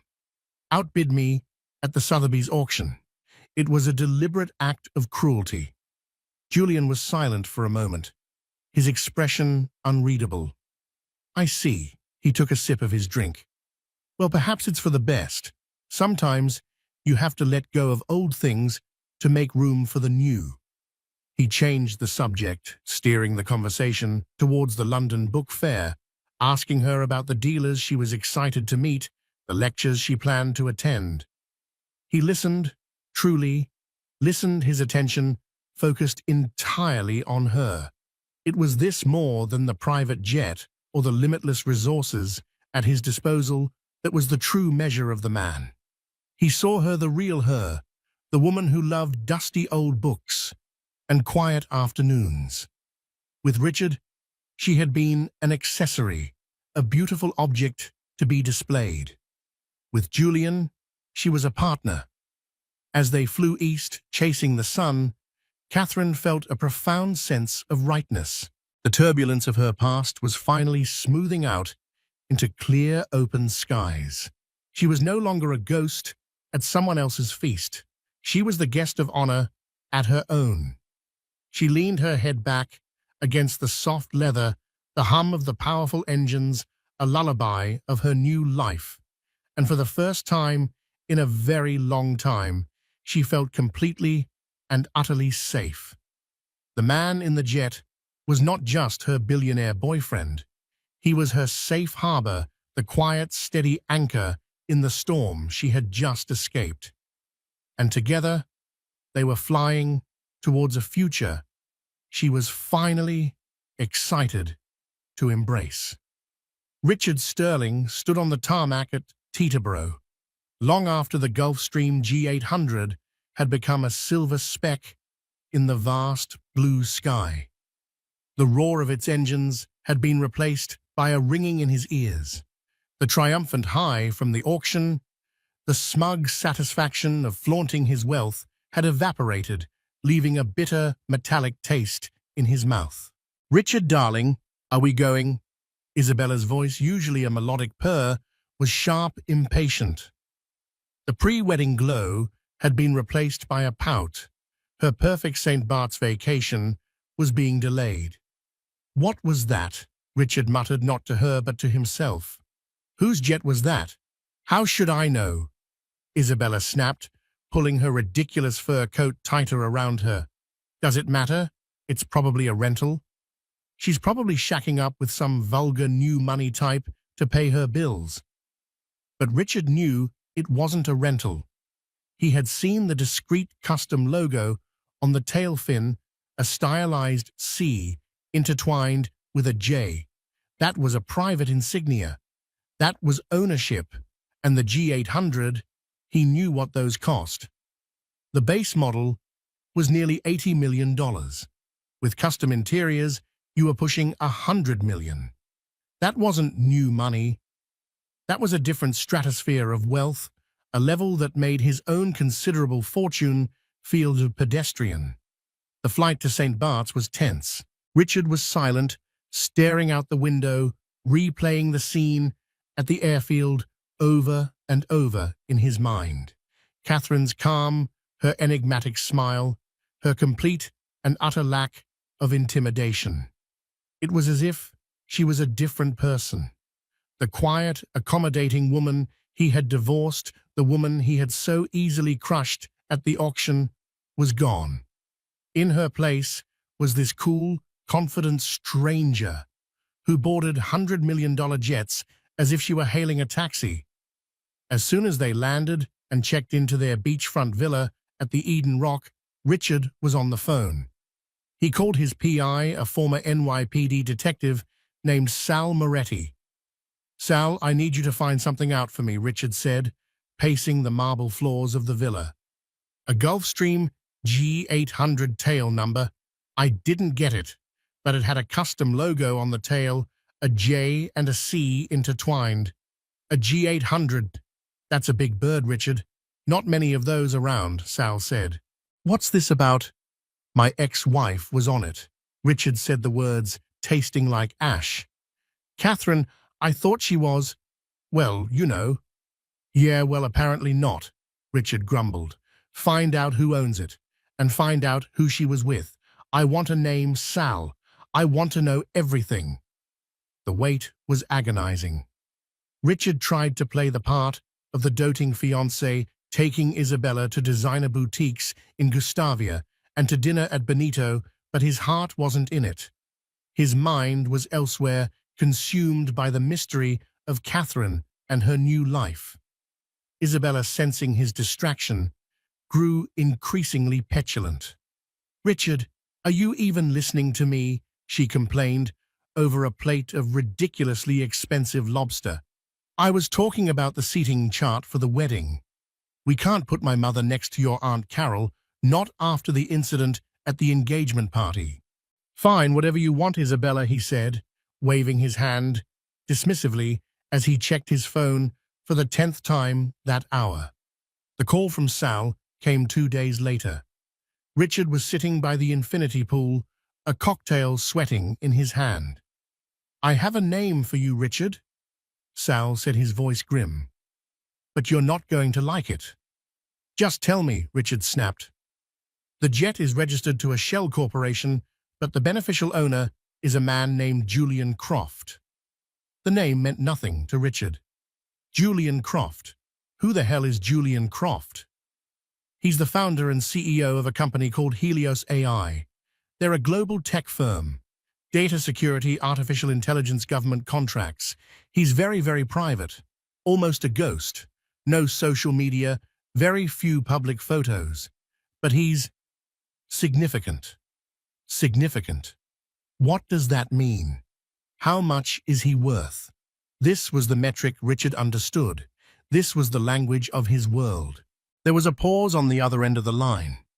"Richard, this guy isn't in your league. He's not even playing the same sport. We're talking about a net worth estimated to be north of $30 billion. With a B." The cocktail glass slipped from Richard's hand and shattered on the stone patio. $30 billion. The number was so vast, it was almost incomprehensible. It was a figure that turned his own $250 million net worth into pocket change. It was the kind of wealth that didn't just buy jets, it bought influence, power, silence. It was the kind of wealth that could make a man like Richard Sterling disappear without a trace. "Are you sure?" Richard whispered, his throat suddenly dry. "I'm sure," Sal said, "and there's more." I looked into Croft's recent activities. He's a major philanthropist, but he does it all anonymously. A few months ago, one of his foundations made a significant acquisition in the world of rare books and manuscripts. A cold dread washed over Richard. What? What acquisition? He bought the entire archives of the Hogarth Press, the publishing house founded by Virginia and Leonard Woolf. The entire collection. Letters, manuscripts, first editions, everything. It was a private sale, very quiet. The seller was a small, struggling university press in England. Richard sank into a lounge chair, his head spinning. The letters.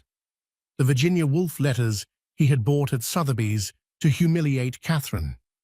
They were a drop in the ocean compared to what this man, this Julian Croft, had given her. Richard had bought her a page. Croft had bought her the entire library. The dusty old papers Richard had mocked were now the foundation of a collection curated by one of the world's richest men. Catherine hadn't lost at the auction. She had just been letting him win a meaningless skirmish while she was on her way to claiming an empire. He looked at Isabella, who was taking selfies by the pool, pouting her lips at her phone's camera. He looked at the diamond on her finger, the ring he had been so proud of. It suddenly looked cheap, garish, a desperate plea for attention. His world, so carefully constructed on a foundation of perceived superiority, was beginning to crack. And in those cracks, a terrifying, new reality was taking root. Catherine Hayes, his mousy, unassuming ex-wife, was now involved with a man who could buy and sell him 100 times over without even noticing. The unraveling of Richard Sterling had begun. The annual Conservation Gala at the Metropolitan Museum of Art was the glittering apex of the New York social season. It was a night where fortunes were pledged, reputations were polished, and the city's intricate power dynamics were on full public display. For Richard Sterling, it had always been a home game, a night to reinforce his status at the center of this universe. This year, however, the universe seemed to have tilted on its axis. He and Isabella arrived in a flurry of camera flashes, Isabella in a Scarlett O'Hara-esque crimson gown that was designed to make an entrance. Richard, in a classic Tom Ford tuxedo, played his part, smiling for the cameras, his hand firmly planted on the small of Isabella's back. But his eyes were scanning the crowd, searching for a ghost. He didn't have to search for long. He saw her across the great hall, standing near the entrance to the Temple of Dendur. It was Catherine, and she was breathtaking. She was wearing a simple column-like gown of deep sapphire silk that shimmered under the lights. Her hair was styled in a sophisticated chignon, and her only jewelry was a pair of delicate diamond and sapphire earrings. She was talking to a small group of people, and as she laughed at something one of them said, the sound seemed to carry across the cavernous space a note of pure, unadulterated joy. Beside her, his hand resting lightly on her arm, was Julian Croft. In person, he was even more imposing than Richard had imagined. He radiated a quiet intensity, a stillness that was more powerful than Richard's practiced bravado. He wasn't looking around the room, seeking approval or attention. His focus was entirely on Catherine. The whispers started almost immediately. "Is that Catherine Hayes? Who is she with? I've never seen him before." "That's Julian Croft, the Helios AI guy." "No, it can't be. He never comes to these things." "Well, he's here now, and he can't take his eyes off her." Richard watched as a procession of people he had considered his allies, his friends, made their way towards Catherine and Julian. People who had dropped Catherine from their guest lists the moment the divorce was announced.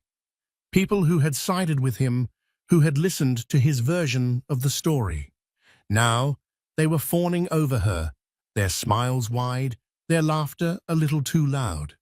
He saw Jonathan and Beatrice Vance, a couple he had known for 20 years, practically elbow their way through the crowd to greet Catherine with effusive air kisses.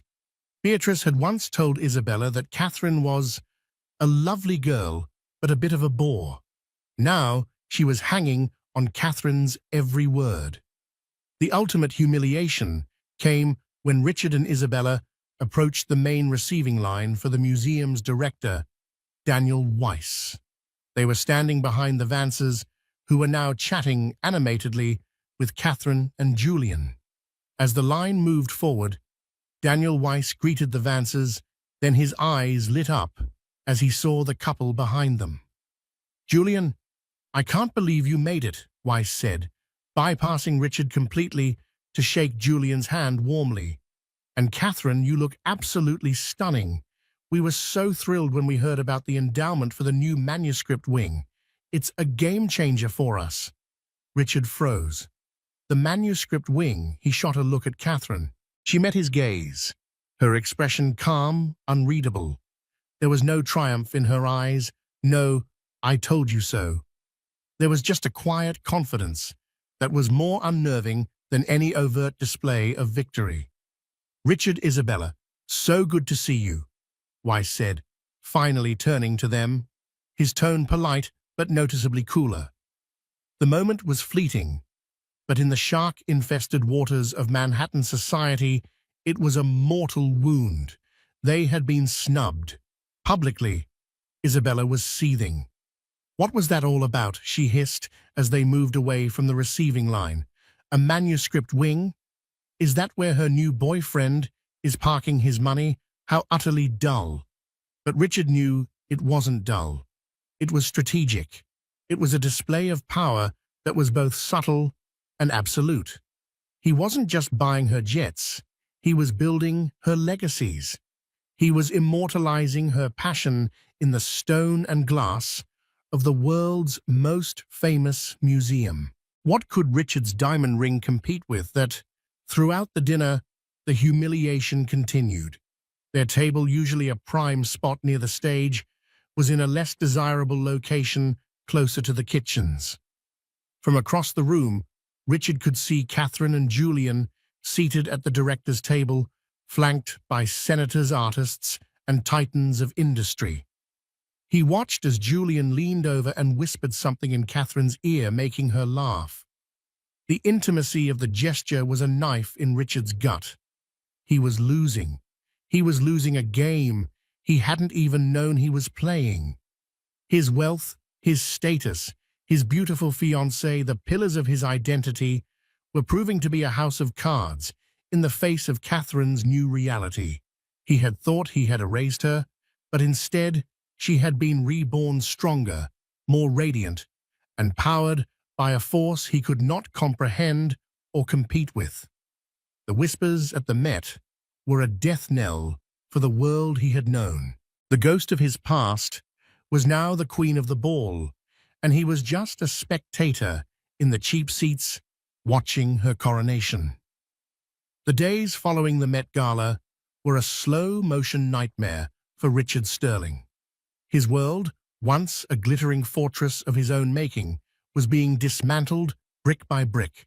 The story of his public snubbing had become a cautionary anecdote whispered over cocktails at the Bemelman's bar and dissected at lunches at La Goulou. Business associates who once clamored for his time now had secretaries who informed him they were in meetings indefinitely. He was a ghost in his own life, haunting the edges of a world that no longer wanted him. His relationship with Isabella crumbled under the pressure. Her affection had been transactional, a currency exchanged for the status he provided. With his social capital plummeting, she had become openly contemptuous. The wedding planning devolved into a theater of cruelty. "Are you sure you can still afford the custom-built ice sculpture of two swans kissing?" she asked one evening, her voice dripping with venom as she browsed a bridal magazine. They were in their cavernous Fifth Avenue apartment, which suddenly felt less like a palace and more like a gilded cage. "Perhaps we should scale back. We don't want to look desperate. It's so unbecoming." The final fatal blow came 2 weeks after the gala. Richard was banking on a merger with a rival firm, a deal that would have been a lifeline, a public declaration that he was still a player. The CEO, a man named Marcus Thorne, with whom he'd shared cigars and golfed for years, called him personally. "Rich, bad news," Marcus said, his voice strained with false sympathy. "The board's got cold feet, unforeseen market volatility." But Richard heard the truth in the silence between the words. Marcus's wife, a formidable woman who chaired 2 museum boards, had been at Daniel Weiss's table at the Met. She had witnessed his humiliation firsthand. It wasn't market volatility, it was social contagion. He was toxic. A black venomous rage began to boil in his gut. It was a potent cocktail of wounded pride, consuming jealousy, and a bizarre, twisted sense of ownership over the woman at the center of it all. Catherine. It was all her fault. He became obsessed. He had his PI Sal send him daily reports on her movements on Julian Croft. He learned that Croft had not only bought her the Hogarth Press archives, but had also established a fellowship in her name at Columbia University for the study of modernist literature. Each new detail was another twist of the knife. Driven by this corrosive fury, he did something he knew was reckless. He found out where she was living. It wasn't hard. The entire city was buzzing about the triplex penthouse Julian Croft had recently purchased at 220 Central Park South, the so-called billionaire's bunker. He went there on a Tuesday afternoon, a man on a mission of self-destruction. In the taxi ride downtown, he rehearsed his speech, a tirade of accusations and blame. When he arrived, he strode into the limestone-clad lobby, a place of hushed, intimidating wealth. The doorman, a man he would have once tipped $100 without a thought, regarded him with cool indifference. "I'm here to see Catherine Hayes," Richard announced, his voice a little too loud. "Is she expecting you, sir?" the doorman asked, not moving. "We're old friends." Richard bluffed the words, tasting like acid. He flashed a Patek Philippe watch like a badge of honor, but the doorman was unimpressed. Richard's name, it seemed, was no longer a key that opened all doors. He was forced to use a connection, calling a friend on the building's board to be allowed up. The humiliation of it stoked his rage even further. He rode the private elevator, its walls lined in brushed bronze, his heart pounding a frantic, angry rhythm. The ascent was silent smooth and felt like a journey to his own execution. When the doors opened directly into the apartment's foyer, he was momentarily stunned into silence. The space wasn't just large. It was a testament to a level of taste and wealth he'd only ever pretended to have. The marble floors were a seamless expanse of white, veined with subtle gray. The floor-to-ceiling windows framed Central Park like a living masterpiece. The art on the walls was quiet but significant, a small, pensive Rothko, a delicate Twombly. There was no gold, no glitz, none of the gaudy, look-at-me decor he favored. It was the home of someone who didn't need to shout about their money. And there, standing in a pool of afternoon sun, was Catherine. She was arranging a simple bouquet of white tulips in a vase, and she didn't look surprised to see him. She just looked weary. "Richard," she said, her voice devoid of emotion, "you shouldn't be here. I needed to talk to you, Tick," he snarled, striding into the room. "What is this, Catherine? What are you doing?" "I'm arranging flowers," she replied, her preternatural calmness infuriating him. "Don't play dumb with me," he exploded, his voice cracking. "This," he gestured wildly, his arm encompassing the whole panoramic view. "The jet, the gala, this palace, in the sky. Who are you? You are my wife. You were a librarian's daughter from Ohio. I found you. I made you. You were perfectly happy with a book and a cup of tea." "I'm still that person, Richard," she said quietly, placing a final tulip in the vase. "You just never bothered to look closely enough to see the rest of me. You saw a reflection of yourself, and you were angry when I didn't match the image you'd created." "And him," Richard spat the word out. "This Julian Croft, you leave me, and you immediately find one of the richest men in the world. Is that what this was all about? Were you planning this all along? Playing the mousy little bookworm while you waited for a bigger fish?" Catherine finally put down her garden shears and turned to face him fully.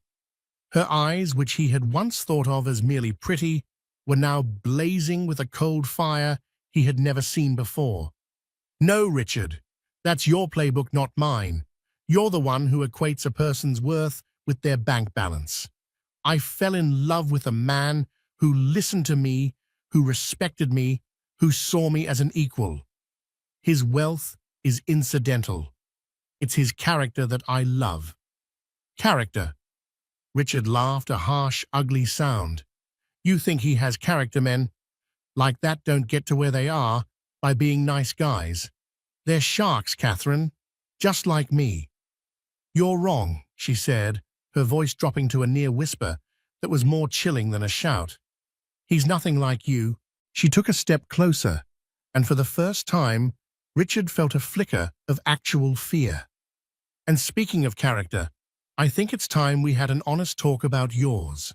She walked over to a sleek, minimalist desk and picked up a slim, leather-bound folder.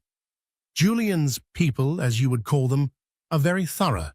When he fell in love with me, he became concerned about you.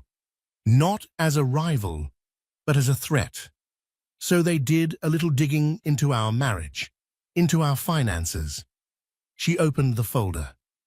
"Do you remember the Sterling Opportunities Fund, the private investment fund you started during our last year together? The one you told me was too complicated for me to understand?" Richard's blood ran cold. "That's none of your business. It became my business when you forged my signature on the incorporation documents, making me a liable partner without my knowledge," Catherine said, her voice like ice.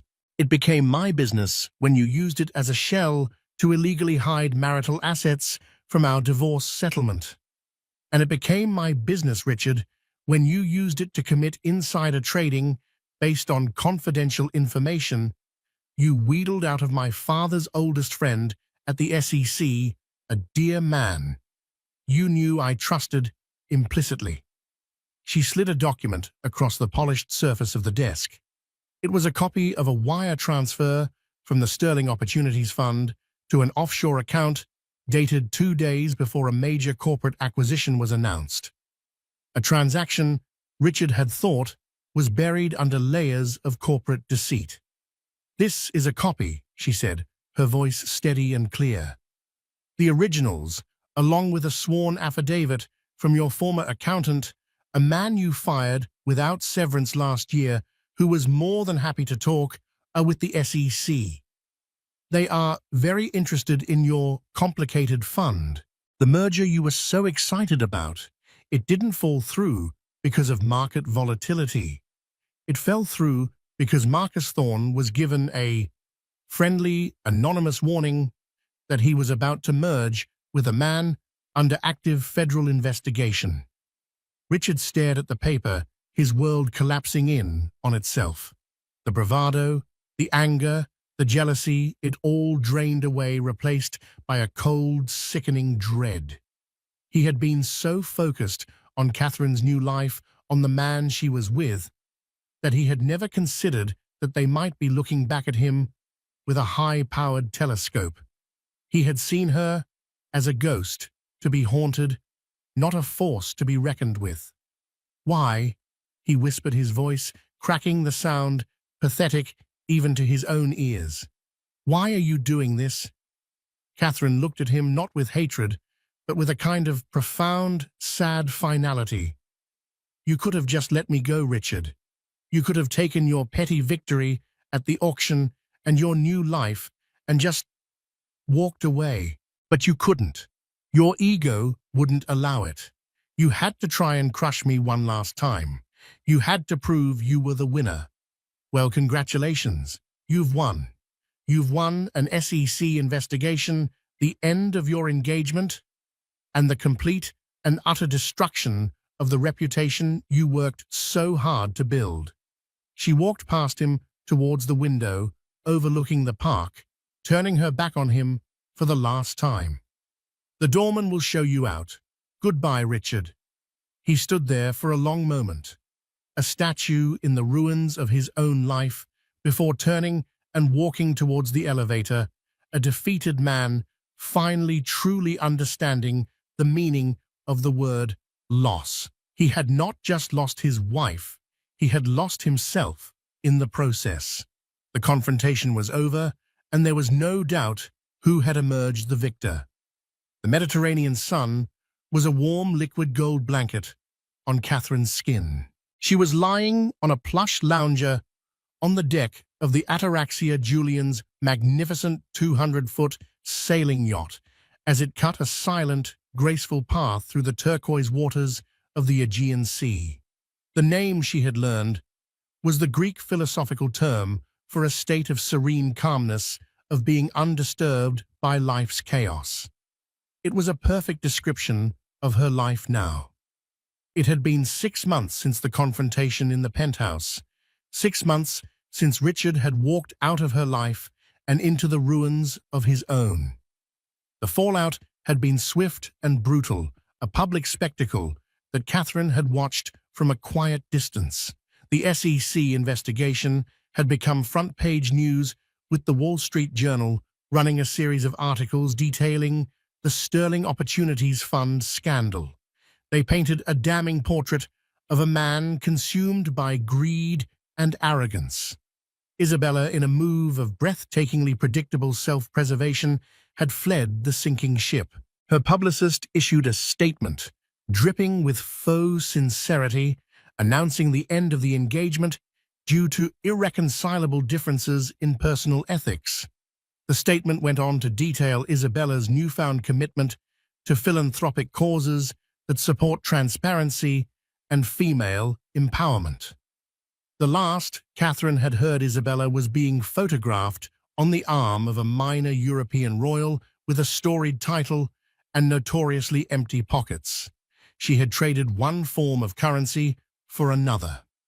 Richard, stripped of his company, his fiancée, and his reputation, had been forced to sell his assets at fire sale prices to cover his legal fees and fines. The Bombardier jet, the Rolls-Royce, the Fifth Avenue apartment, all were gone, liquidated to pay for his hubris.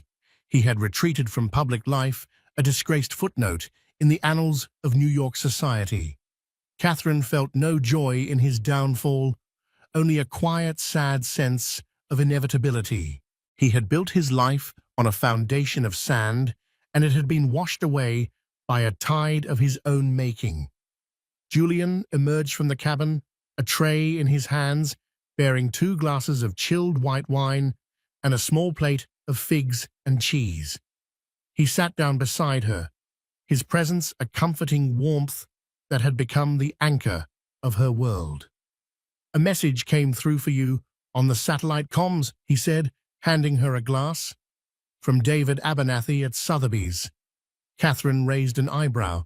Oh, I thought I was off his list of high-value clients. Julian's eyes twinkled with amusement. Apparently you're back on it. It seems a certain collection of Virginia Woolf's letters to Vita Sackville West are back on the market. The previous owner defaulted on his payment. He let the statement hang in the warm air. Abernathy was wondering if you were still interested. He said he could secure them for you privately before they go to auction again. Catherine stared out at the endless blue horizon. She thought about the letters, about the desperate hunger she had felt for them. She thought about the woman she had been in that auction room, feeling small and powerless, seeing those pages as a lifeline to a world of substance she felt denied. She thought about the sting of Richard's casual cruelty, and she realized with a sudden, startling clarity that the hunger was gone. No, she said, a slow, genuine smile spreading across her face. Tell him thank you, but I'm not interested. Her passion for those letters had been a symptom of a deeper need, a need to connect with a life of the mind, a life of meaning that had been starved in her marriage. Now, she was living that life every day. She and Julian spent their evenings reading to each other, debating philosophy, and planning the curriculum for the new literary foundation they had endowed. The letters were a symbol of a craving that had now been satisfied. I have the real thing now, she said, turning to him, her eyes shining. She leaned over and kissed him, a slow, deep kiss, filled with gratitude and a peace she had once thought unattainable. I don't need to buy someone else's love letters. Julian smiled, a deep, contented smile that reached his eyes. I'm glad to hear that. He gestured towards a small, leather-bound book on the table beside them, an object she hadn't noticed before. Because I have something for you. Catherine picked it up. The leather was soft and worn, a deep navy blue. There was no title on the cover, only a small embossed C in the bottom corner. She opened it. Inside, on the first page, in elegant, familiar handwriting, were the words, "The collected thoughts of Julian Croft, on first meeting Catherine Hayes and thereafter." She looked up at him, her eyes wide with surprise and overwhelming emotion. You wrote this? I started it the day we met in that bookstore, he said, a faint, endearing blush on his cheeks. I jot down things after our conversations. It's a bit rambling, I'm afraid, and my penmanship is terrible, but it's all true. Her fingers, trembling slightly, turned the pages. It was filled with observations about her quotes from books they had discussed, half-formed poems and heartfelt declarations of his growing love. One entry, dated a week after they met, read, "She speaks of books not as objects, but as old friends. Her passion isn't for the value of a first edition, but for the soul of the story within. She is the rarest thing I have ever encountered, a person who is entirely authentically herself. It was more intimate, more precious than any collection of famous letters could ever be. It was their history, their story written not for the world, but just for her. It was proof that she had been seen, truly seen, from the very beginning." Tears welled in her eyes, blurring the ink on the page. But they were not the tears of sadness or humiliation she had once known so well. They were tears of pure, cleansing joy. The ghost of her past was finally completely gone. The auction, the ring, the drama, it all felt like it had happened to someone else in another lifetime. She closed the book and held it to her chest as if it were the most valuable thing in the world, and to her, it was. She looked out at the endless expanse of the sea, at the horizon, where the blue of the water met the blue of the sky. It was a vista of infinite possibility. She had her own letters now, her own story, her own quiet, unshakable love. This was her new beginning, and it was more beautiful than anything she could have ever dared to imagine. In the end, this wasn't a story about the triumph of wealth over wealth. It was a story about the triumph of substance over flash, of character over reputation. Catherine Hayes didn't need a billionaire to save her. She needed to save herself, to remember the woman she was before the world told her who she should be. Julian Croft wasn't her rescuer. He was the partner she deserved, a man who valued her mind more than her appearance, her passion more than her pedigree. Richard Sterling's empire crumbled because it was built on ego and illusion. Catherine's new life is flourishing because it's built on the bedrock of authenticity, respect, and a love that is as deep and as real as the sea. What did you think of Catherine's ultimate revenge? Let us know in the comments below. If you love stories of dramatic twists and ultimate vindication, make sure to hit that like button, share this video with someone who needs a reminder of their own worth, and subscribe for more tales of love loss and sweet, sweet karma.